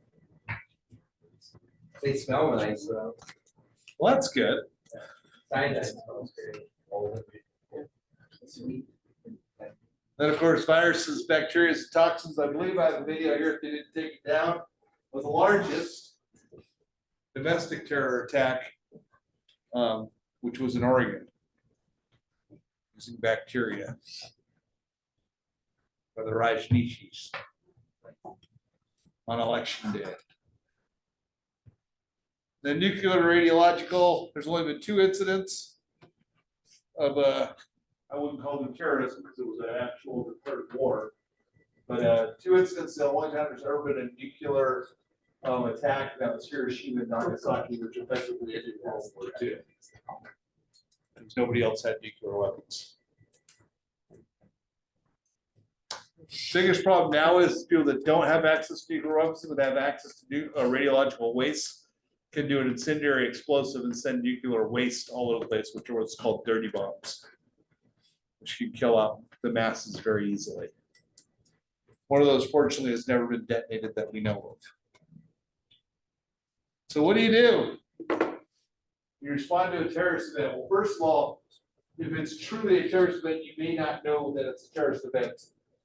Even when you first arrive on scene, it's not usually as clear with the flashing sign. Come on in.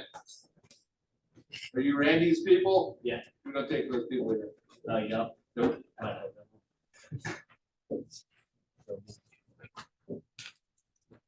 So you're probably not going to recognize. You have to look for what the keys are. Is the incident responding to a potential terrorist target? What is happening? How many people are getting taken out? What exactly happened? Are you upwind and uphill? Because you might want to be.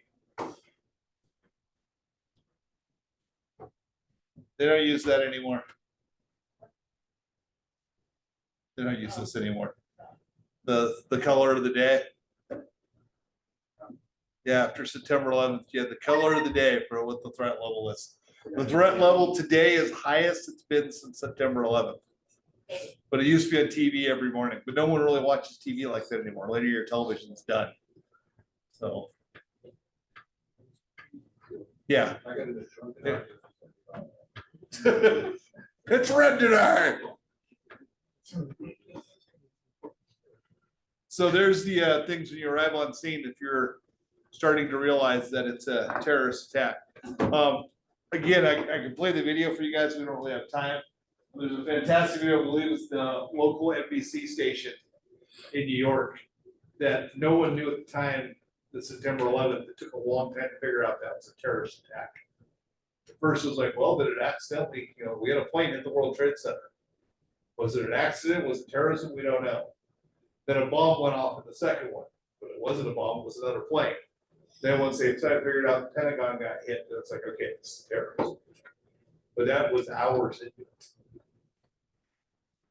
Questions?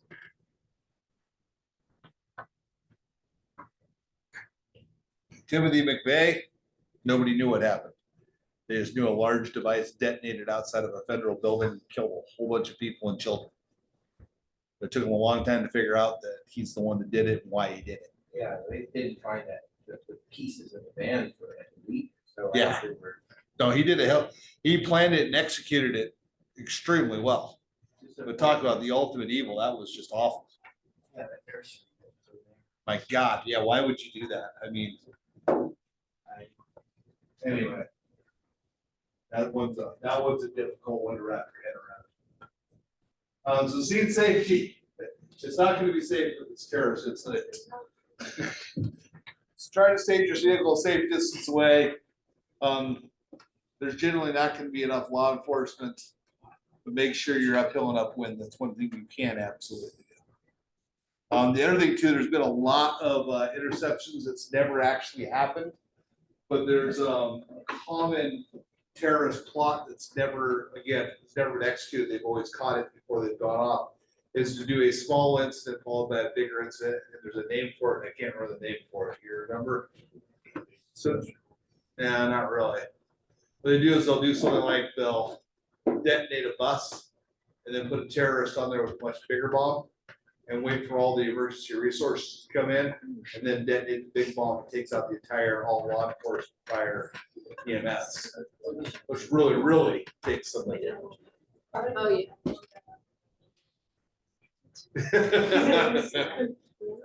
There's a name for it, I can't remember, they've actually had it happen, and actually, it hasn't been, I'm wrong, it has been pulled off, but it's supposed to be pulled off in the Middle East. It happens in Syria and Iraq all the time. So they'll do is they'll send someone into a mosque with a dynamite vest, and everybody, of course, it's like throwing a rock in a pond.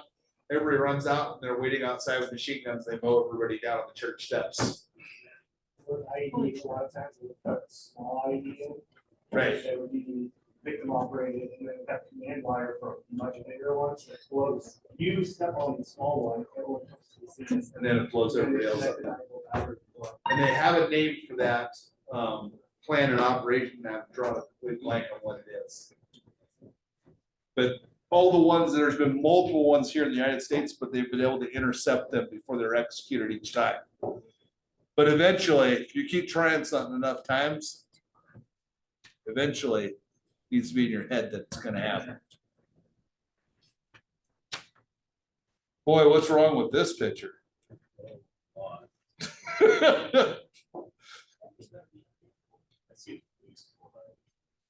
right, so that's dihydrogen oxide. How far away should the ambulance be? 100 feet minimum? Why? What's the worst thing that can happen? Nothing. No, they can drown. Water. Dihydrogen oxide. That was on my COS hazmat test. And people got it wrong. Tankers, dihydrogen oxide, what do? Evacuate. Not the And H2O. the incident command. I wrote down, All of those. down my flask. Refill my canteen. Yeah.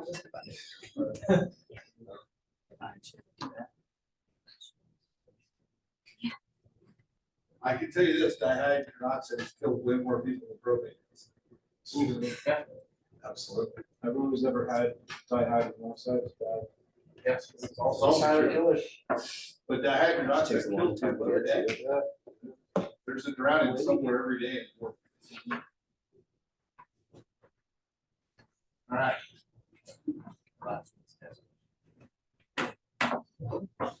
I'm telling you, I have all of these slides. So cross contamination is another concern. If you feel that it's a terrorist act, you should notify dispatch so all resources can be aware. So you're not increasing your number of victims. Stage, establish command. This is not an upside down, this is a correct ICS system, not like an MCI. Secondary device or event, that's what it's called. Guess you just had to be patient. All right, chemical agents. These are not salesmen for places like DuPont. These are actual. Get it, chemical agents, sorry. Fail. I think I have videos in here. There has been a couple of chemical agent terrorist attacks pulled off. The biggest one, I believe, was in the Tokyo subway. I never remember which one it was. The one with castor beans. Can't remember. Crazy religious. Yeah, with the blind guru. Can't remember their name. I think they executed him over that. So he killed quite a few people in this. We did it in a crowded subway. Yeah. And if you've ever been to Tokyo, it's crowded Horrible. subway. It's insane. It's like New York's or worse. No, it makes New York look like a walk. Really? Yeah. Tokyo is insane. 100 million people in this crowded area. There's only 8 in New York. Yeah, that's what I mean. Yeah. Only 8 million people. They literally have to stuff people in the trains during rush hour. Fritz Haber was his name, the blind guy? Fritz Haber was the guy. Oh. Fritz Haber. Probably a German guy with the name Fritz. Yeah. He also invented, artificially created manure for fields. So he helped feed the world. And how to murder a Well, bunch of people. Hitler came up with the freeways. The divided freeways saved more lives than he killed. Divided freeways. I don't know if that's, that's a tough sell. Yeah, that's a hit. I'm not promoting Hitler. I'm just saying he did come up with divided freeways. There was some good things. Is that on camera? I'm the Volkswagen. That's the other thing. Who was Hitler's #1 automotive engineer? Most people don't know this. Right. Who was the engineer? Hitler's right-hand man. Ferdinand Porsche. Yes, correct. Wow, I'm impressed. Yeah, I like Volkswagens. Yeah, Porsche was a Nazi. A lot of people don't know that. GM built tanks for the Nazis. I'm sure they did. And I think they sued the federal government after because They told they couldn't do it. Well, no, we blew up their, like where they built the tanks in Germany. As we should have. And then they sued us and won. Thank God. I mean, I should have. Oh my God. All right, sulfur gas. Sounds so American. Also known as mustard gas, much more dangerous than ketchup gas. Lewis and Phosgene. Actually, that's Lewis site, not Lewis. That's nothing to do with my dog.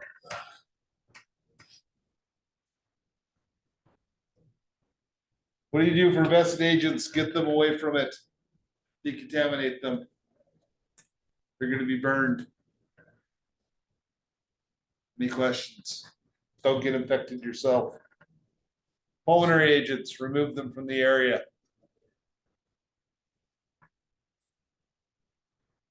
Chlorine, we actually had a chlorine incident here in Weed once, 28 patients, MCI. Yeah, right here, COS. Yeah, they messed up. Was it? And it was within a year after the Cantera. 500 patient incident. Cantera is when they dumped 28,000 gallons of insecticide into the Sacramento River. And it made hydrogen sulfide gas that went straight through Dunsmore and Castella. That stuff has no smell and no taste. It burns though. Woo! They say the second breath is. It didn't kill me, but man, I had a sore throat though. Oh my God, it burned. I'm sorry, you said there's 500 patients. Well, over 500. We had Bob Morris and I were the only 2 EMTs. We had 500 patients in the first hour. 498 of which were category green and 2 category yellows. And that's only because they had both of them had lupus, and it definitely took them out because they didn't have an immune system. Everybody else just had a sore throat and a headache was the main symptoms. But they were freaked out because nobody really knew. So you got everyone panicking, and they ended up getting there. I forget, it was over 100 911 calls into Dunsmore PD. And so they just sent everybody to the high school. We just set the high school as the triage area. And it was triage area for a week. settled. Well, it was funny because the high school principal was on the fire department was an EMT, and he got the facts of the MSDS. He goes, "Oh, it's just an inert chemical, got nothing to worry about." He goes, "The only time it's a problem is if you mix it with water and it turns into hydrogen sulfide gas." And we all started laughing, and people crumpled up papers and threw it at him and stuff. And he goes, "No, that's what it says." And it was like, "Oh shit, we've got a big problem." We thought he was kidding because I mean, it's like perfect storm. It's like the only thing you can do that's bad with this stuff is to submerge it in water. It's like it's at the bottom of the river. It's moving, heading straight at us. Yeah. Phosgene. Phosgenes kill a lot of people by accident. It's a product of combustion that suffocates you. Everybody ever heard of a carbon tetrachloride fire extinguisher? No fire department history buffs in here. No, the ones with the plunger. Yeah, so it's actually a carbon tetrachloride fire extinguisher, one of the best fire extinguishers ever made. It puts out fire like that. I mean, you walk into a fire, you go, that thing puts out the gas. It's better than halon. I mean, it just puts the fire out. The problem is the byproduct of it is phosgene gas. And they didn't know it was a problem until finally the California Highway Patrol noticed that all these truckers ended up being dead for brake fires. They find these truckers lying underneath their trucks dead when they have brake fires. How do you get brake fire? Grab a carbon tetrachloride extinguisher, crawl underneath the truck. Phosgene gas comes down, boom, kills them. So that's why if you find one in a yard sale, they are worth buco bucks. Because nobody can find them anymore, and they're huge fire department collection agents. Carbon tetrachloride extinguisher. Hey, you're gonna look it up. How much can I get one for on eBay? They are spendy. If you find one, that's a gold find at a yard sale. They haven't made them in over 50 years. Any questions about pulmonary agents? No antidotes, nothing you can do about it. Ah, here he is. Here's Tokyo.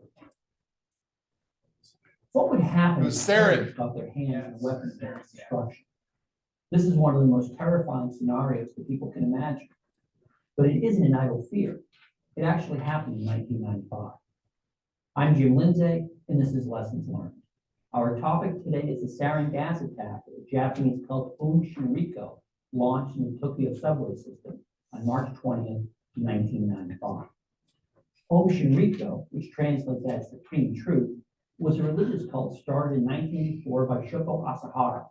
He had lost most of his sight as a child, and as a young adult, he studied various strains of Taoism, Buddhism, and Hinduism. These studies eventually convinced him of two things: that he was the first enlightened one to appear on earth since Buddha, and that the end of the world was near. Asahara targeted his pitch at disillusioned young people. He was a good recruiter. By 1995, Om Shinrikyo had as many as 40,000 followers. Just as important, Om Shinrikyo grew rich. By the early 1990s, it had more than $300 million in assets. How did the cult get so wealthy? Partly by running businesses, and partly by requiring members to sign their wealth over to the cult. Om Shinrikyo's deep pockets enabled it to secretly master the difficult task of making sarin.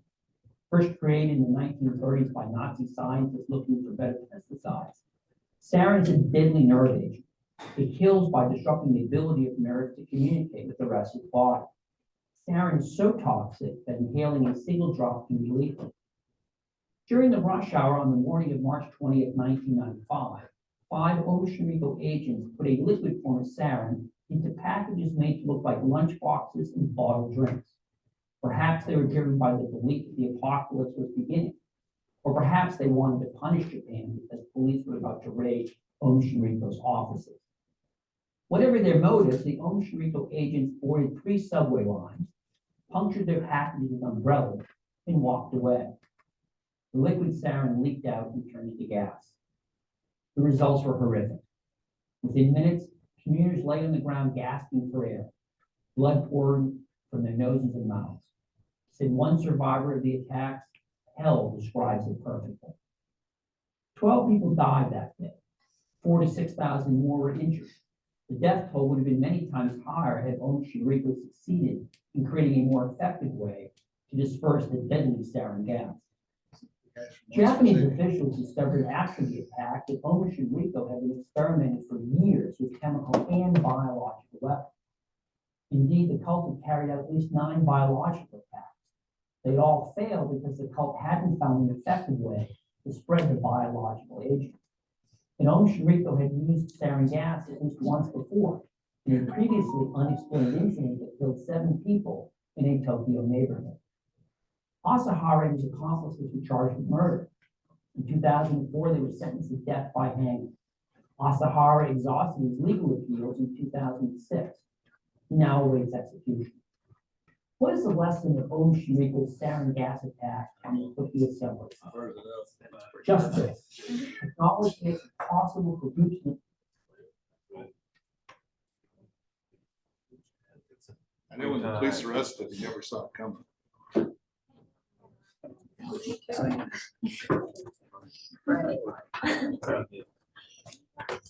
Unlike Baghdad Rajneesh, you saw it coming, got in his private jet and flew away. Flew right back to India, then waved at the FBI agents as he was flying away. All right, there's your nerve agents, Tabun, sarin, soman, and D. Sludgium, that's your acronym. Sludgium. Can you go back for just a second? No. Sludgium and dumbbells. Thank you.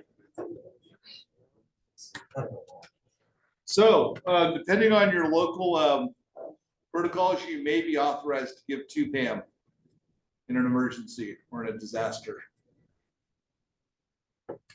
And atropine in extreme situations, just like when COVID came out there, let EMTs give COVID vaccinations. It was a disaster emergency declaration. Hydrogen cyanide, cyanide chlorine, there's all kinds of stuff out there. That's what it does to you. Gives you shortness of breath, gastric respirations, not reservations. Tachypnea, flush skin, tachycardia, altered mental status, seizures, coma, apnea, and then cardiac arrest. Not pleasant stuff. What do you do for them? There's no antidote. Get them away from the causative agent, decontamination. Biological agents, sending are almost completely undetectable. Usually they can go through an animal that spreads the disease, or they could put it in your salad bar. Then starts the host and goes from one human to another. Any questions? There's smallpox. The United States military did this during wars with the Native American tribes. They give them blankets contaminated with smallpox, wipe out entire tribes. Highly successful. Dark days of American history.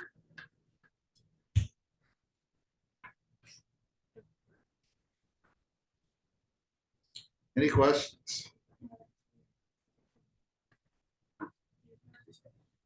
Viral hemorrhagic fever, I don't believe that one's ever been used. Stuff.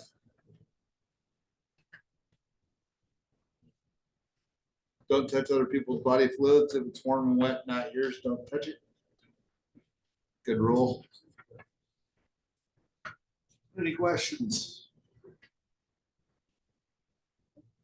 Bacteria. Bacteria is easy to generate and easy to spread, but it's generally killed with antibiotics though. Anthrax. All kinds of stuff. Plague. Plague is pretty much wiped out now. We have sanitation systems. That was before we had sanitations. If anyone's ever seen a, oh God, I can't think of it. Not Life of Brian. Holy Grail, thank you. Forgot you did. Bringing the door from the back of the wagon, the plague victims. walked in yet.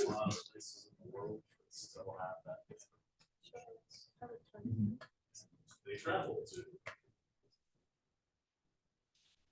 But it can be wiped out then about it, thank God. There's the plague. The picture's below, not the EMT on top.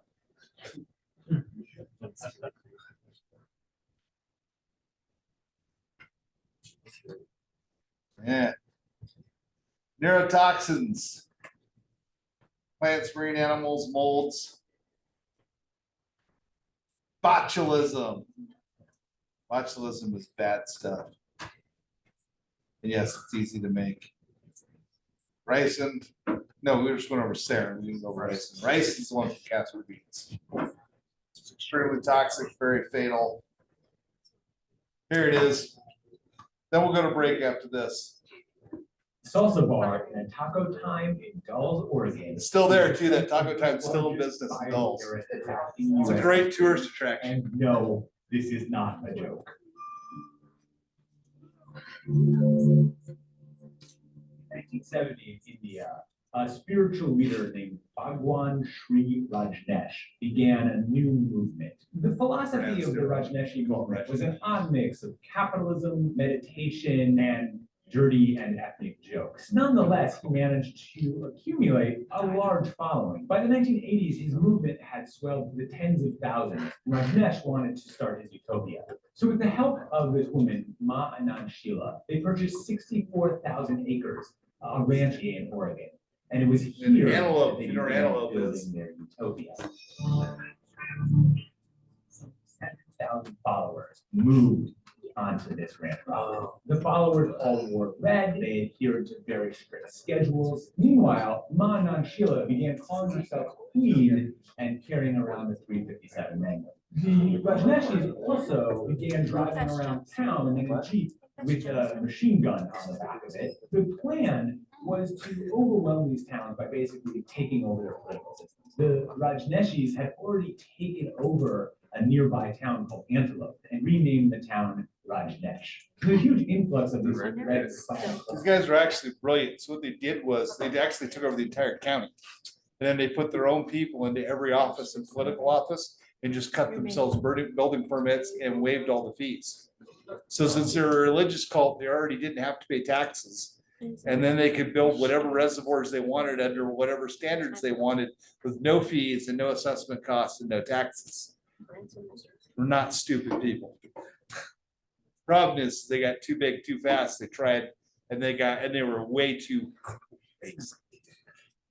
Because they were crazy trying to get power hunger. Didn't sit that well with the local conservative small towners in Oregon. The Rajneeshi movement needed ways to inflate their numbers and essentially keep the locals away from the voting. They were busting in homeless people from San Francisco to vote. Sick to actually go out and vote. In September of 1984, a woman stood at the salsa bar in Taco Time, holding a small bag of her own homemade salsa. She poured it across all of the condiments, and this started what was the largest bioterrorist attack in US history. The group contaminated 10 different fast food restaurants with salmonella over the course of 2 months. It made 757 people sick. It sent a couple dozen people to the hospital. Had they gone with their initial plan of using typhoid fever, it would have been a massacre. When this finally was discovered, it was found that they had set up a fully fledged bioterrorism lab on the compound. Ma Anand Sheila and her co-conspirators were given 20 years in prison, but ultimately only ended up serving 2. And Rajneesh actually didn't serve a day in jail. The attack on the salsa bar at Taco Time and 9 other fast food restaurants remains the largest bioterrorist attack in US history. Amazingly, that Taco Time is still open. We suggest you skip the salsa bar. Subscribe here and watch more videos. All true. On Netflix, Wild Wild Country's got an entire documentary on it. It's definitely worth watching. Yeah, well, I'm not certain. India. Still alive. He's dead now. So he had, check this out. he had a cardiac surgeon and cardiac team in Antelope because he had a cardiac history. He had his own cardiac surgeon with a full cath lab, full bypass center, a bypass heart lung machine in Antelope, Oregon, a town of 1,600 people. Well, it was like 9,000 then. So they would bus in homeless people and they controlled them because they gave them free beer. Yeah, they called them a separate name because they were like wannabes or like apprentices into the Rajneeshi. So they had their own beer booth and they put Haldol inside the kegs. That's how they controlled them. Got them to vote. Then when the election was done, they busted them all back to San Francisco, dropped them off at the TL. These were horrible people. They were not good human beings. Well, I mean, they weren't stupid. I can tell you that. They were not stupid people. Oh, yeah. Also bioterrorists. And bioterror, the biggest bioterrorist in US history. Oh, wait a minute. It said the US government handed out blankets. Right, that wasn't domestic though. Well, I guess if you're a Native American, you'll consider it as being domestic.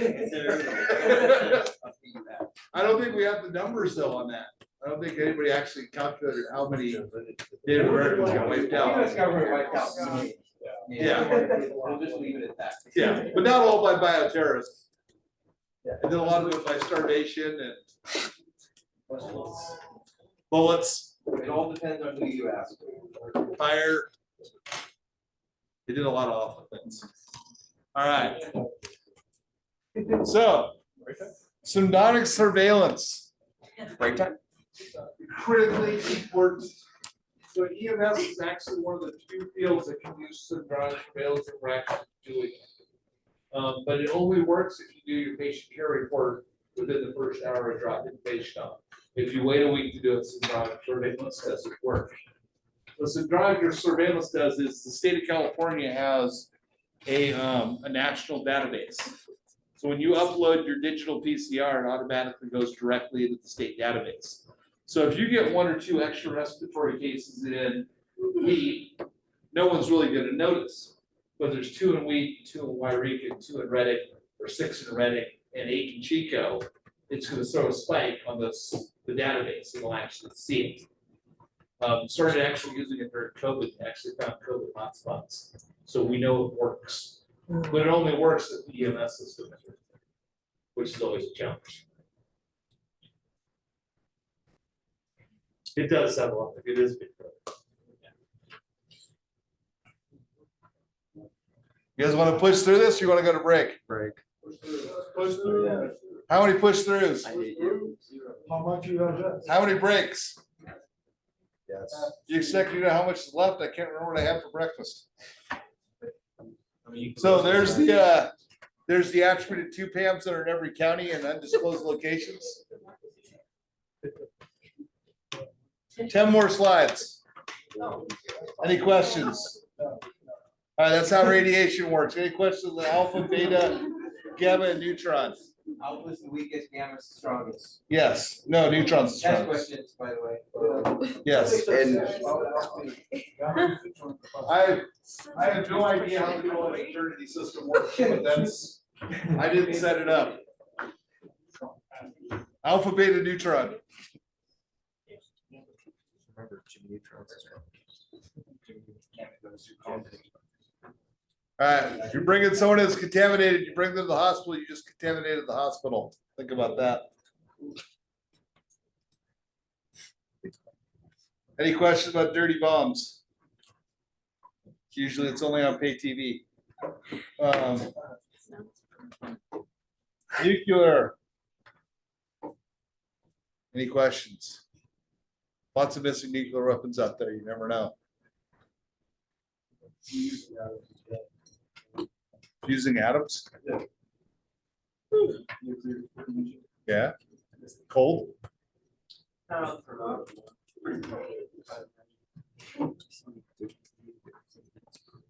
you were talking fusing atoms. I was thinking like Siamese twins named Adam or something.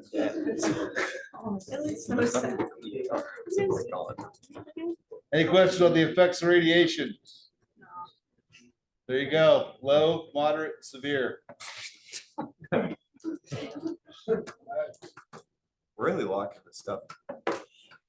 Where do they keep it? In secure facilities. And they got a guy with a code in a briefcase. He stutters a lot and can't walk up a staircase, but he's got the codes.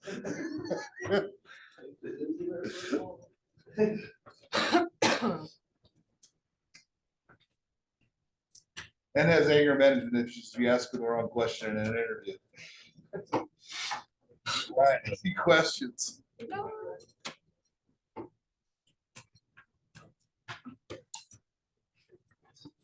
How long is this? 4 minutes, it's not that bad.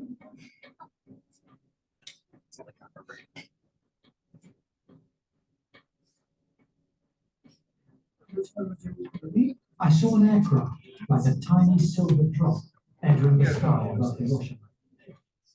A lot of people died. Police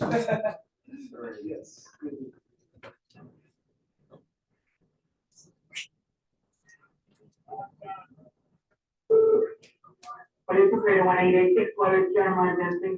Yeah, hi. I'm on the 106th floor of the World Trade Center. It's had an explosion on the 105th floor. The 106th floor? Yeah. 106, okay. We have a conference up there. There's about 100 calls up there. What is your last name? Again, you may not know it's a terrorist attack at first. It's the start of it. Smelly why? HAN. We have smoke and it's pretty bad.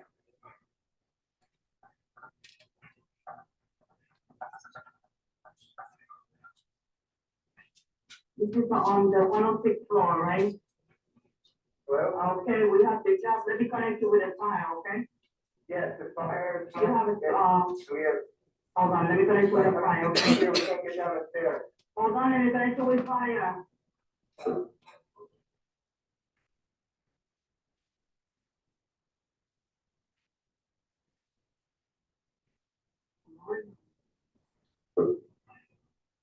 We have people calling fire at the same time.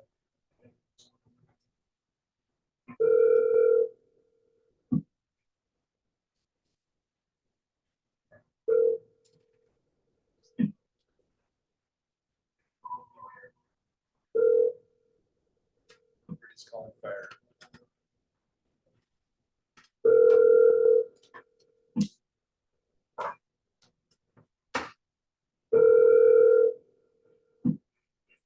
Fire department 408, wait for fire.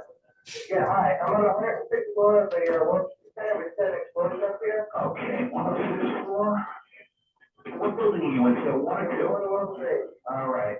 1? Yeah. Yeah, there's smoke and we had about 100 people up here. Do not leave, okay? There's a fire or an explosion or something in the building. That was the All right, protocol. stay where you are. Yeah. All right, what's your phone number there? We're on the 106th floor. Yeah, what's your phone number?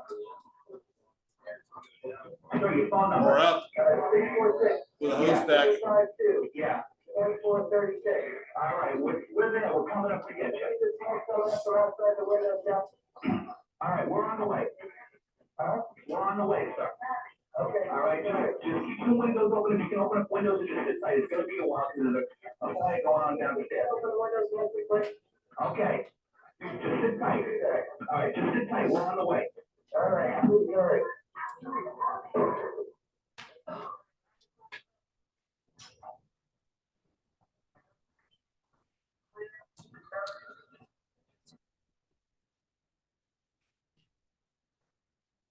So a lot more videos on that. All right, any questions? You guys can watch this afterwards. All right, let's go to break. Be back at 8:35. We'll do academic decathlon. See who wants to go home. Everyone. At this point, guys should just appoint me the head man of the team tonight. Now we'll crush. No. All right. We got a little fuzzies.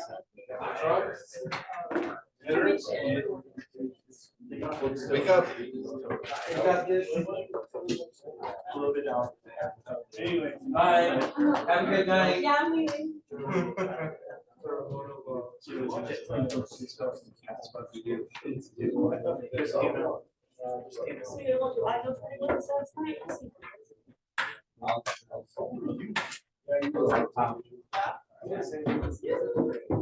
what would it be?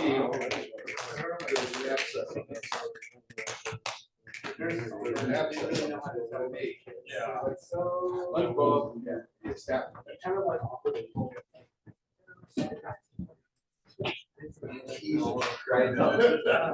Like you were born to tell dad jokes, right? No, they come with children. Trust me. I have 3 of them. Yeah, I have 3. This is why I get all of your damn jokes.